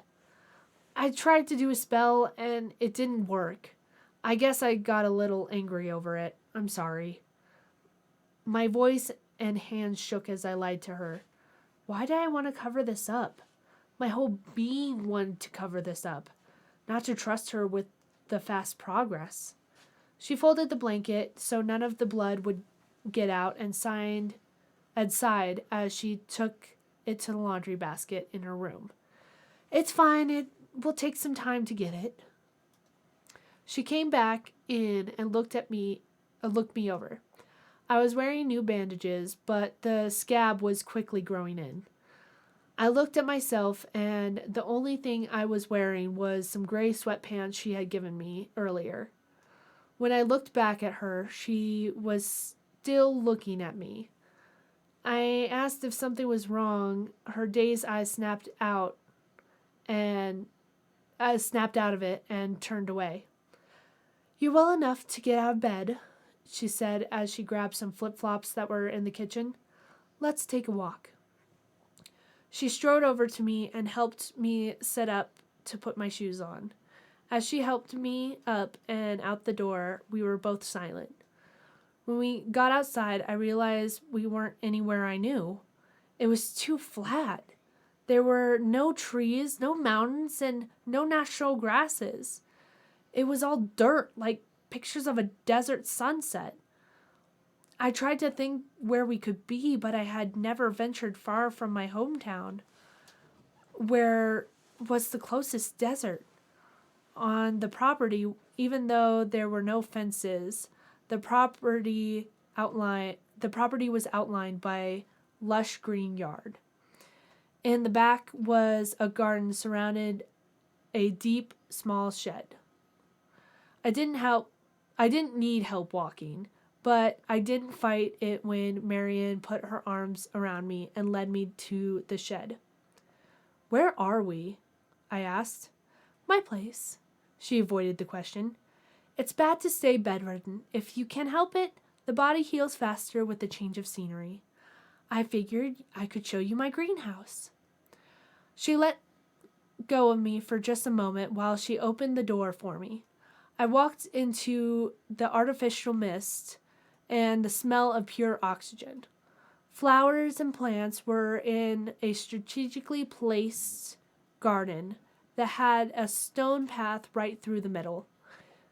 In the middle of the shed was a beautiful table. The steel legs were decorated with vines sculpted to wrap around and hold the top in place. The top was limestone with scattered books and papers covering it. Framing the table were two magnificent two matching chairs that had gray pillows to make them comfier. She helped me sit down before she took her seat across from me. As she went to the other side, she swiped a black leather book from the table, then kept it out of sight in her lap. Again, it was too forced to be casual, especially since it was the only one of the random paperweights. Diverting my attention, she caught my eyes.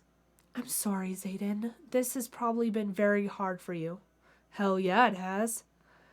Being almost killed, kidnapped by someone you don't know but knows you, being pressured into something that you don't really want to do. I nodded and she turned her head to the ground as she continued. Well, it's only fair you know about me, so I'll start from the beginning. Her hand was shaking as she tried to find the words. Or maybe the strength to start? To help her and my curiosity, I leaned forward and gave her a smile.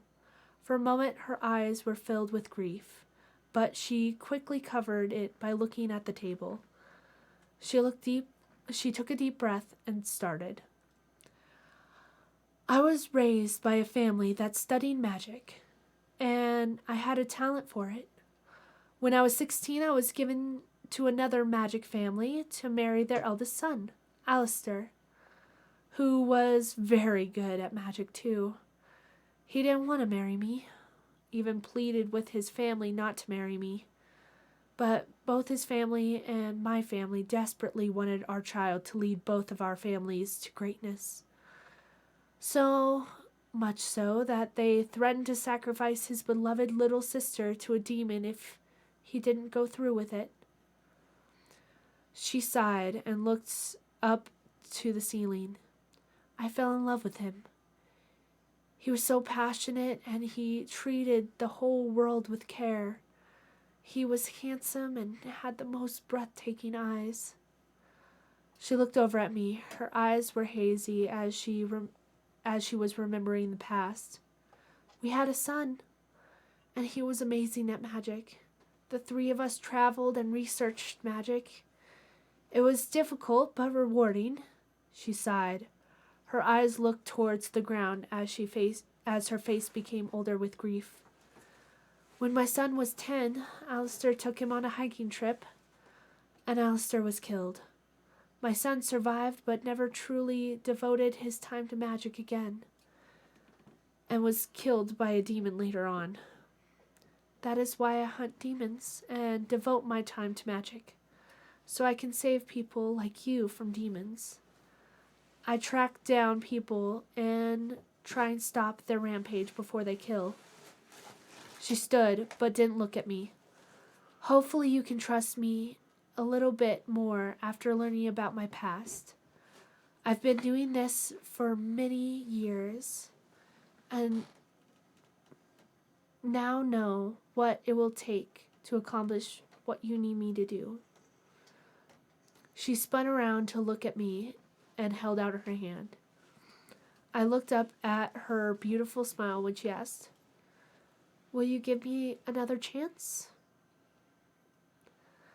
And we'll stop there for chapter 4 and all of the Never-Ending Curse. If you want to own your own, you can buy them on Amazon and the online version and most retailers. And if anyone would like to own a signed copy of the Never-Ending Curse, let's write Bridget in the chat. There are multiple spellings, so whichever one you can find, and whoever writes Bridget first in the chat will win a signed copy from me.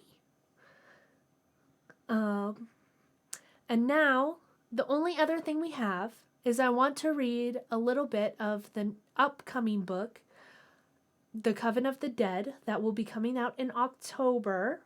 I just want to give you a little bit of a sneak peek of it. Let's see.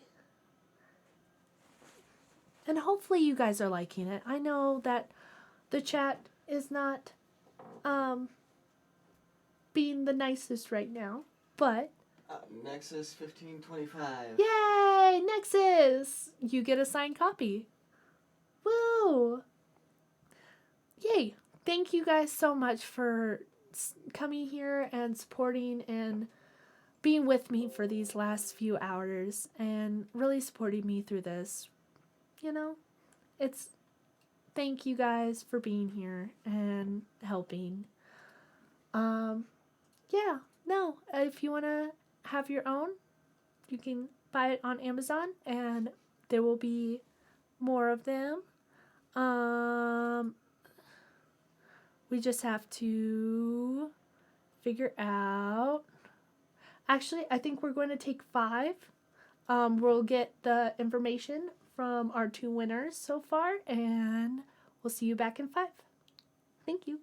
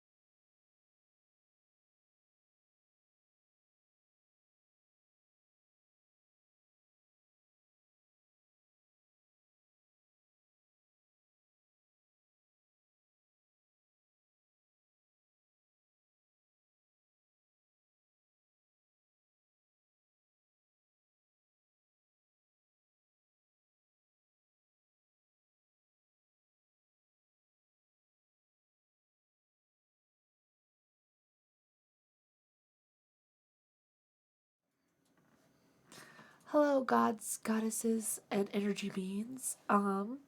We are done with my never-ending curse. I want to give you a small little preview of Coven of the Dead, which will be coming out in October. This is not, it's close to the beginning. It's in chapter 3, but it's one of the most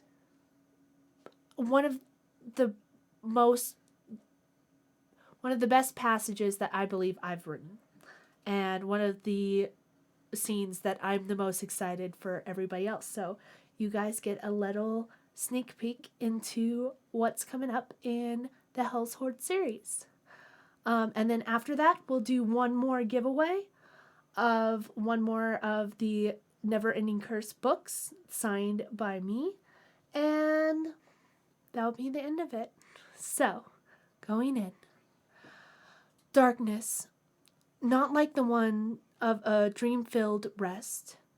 The sleep that, if one wanted to sleep at night, a blink would erase away the hours. Wendy shot up, her heart pounding.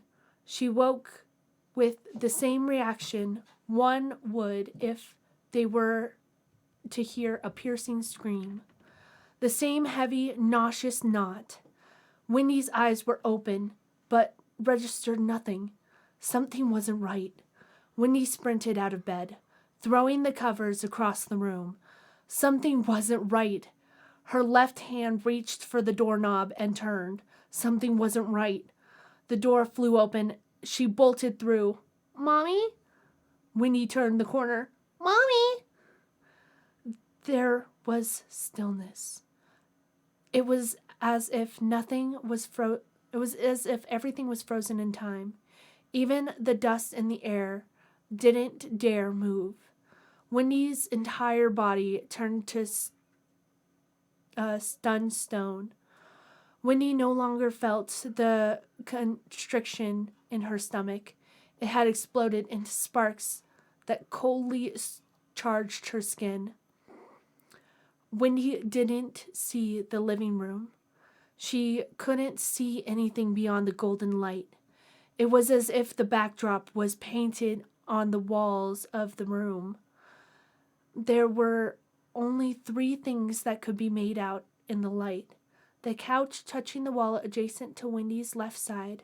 Her mother, who was sitting up with her eyes bulging in the being Yvonne was staring at.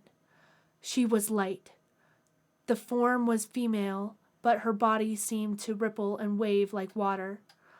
The gold skin shimmering on its own accord. There was a facial structure, but no eyes, ears, mouth, or nose. Her hair created the background, rivers of light leisurely flowing from the creature's head to encompass the entire spread of the room. Out of the corner of Wendy's eyes, she could see the slight pulses of the walls now had. The creature was already facing towards Wendy when she appeared in the doorway, the non-existent eyes capturing her gaze. Tears welled and dropped silently down Wendy's face as her instincts screamed at her body to run. The creature turned her body to face Wendy, gliding over without moving her legs. "No, don't come near me. No, no, no, no, no!" Wendy screamed in her mind, pleading with her thoughts, though not even her eyes would move. Icy sweat sent chills over Wendy's tingling goosebumps. The creature slowed in front of Wendy, towering over the 9-year-old. The creature may have been floating, but it seemed bigger than any person Wendy had ever met. The creature bent down to bring its face closer to Wendy. Its hands reached for his face. "No! Get away! No! Get away!" The first ripple touched Wendy's cheek. It was gentle. It felt like a flower petal had caressed her skin. Slowly, the creature softly held the girl's round cheeks in her otherworldly palms. Each centimeter of contact was delicate and soothing. Then the creature lowered her temple to connect foreheads, as lovers would do. As soon as the skin below Wendy's hairline touched the scalp of the creature, all the panic and fear were erased. There were no words that raced across Wendy's mind, only understanding. This creature was not going to harm her mother. The creature was taking Yvonne to a place where she will never hurt again. Yvonne had overcome and preserved over all her younger flaws and had forged herself a heart of gold. Now the creature was going to take her mother to a place of unyielding purity.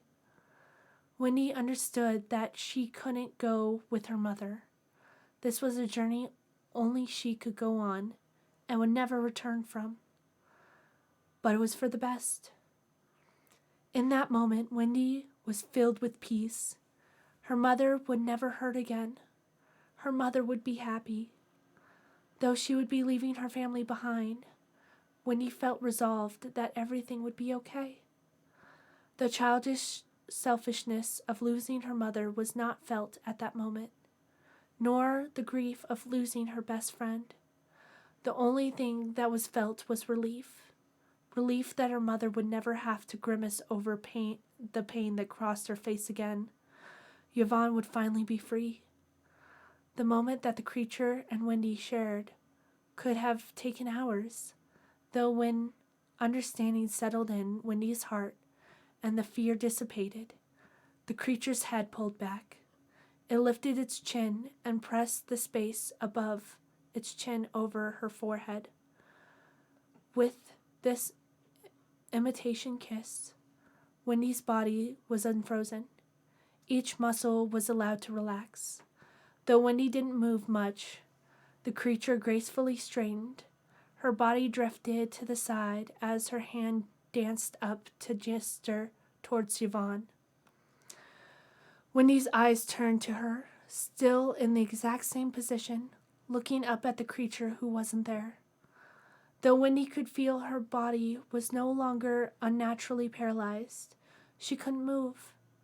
She had the same feeling as if she was holding a gun and she couldn't pull the trigger.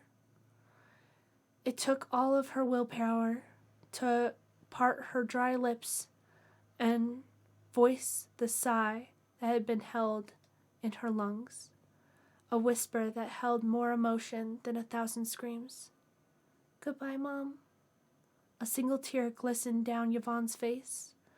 Her face softened but didn't move. The creature floated back to her stance in front of Yvonne. Her face tilted down as if it were to capture Yvonne's eyes. The creature's palm rose from its side, offering it to Yvonne. In her trance, Yvonne slid her hand to the creature's. She stood.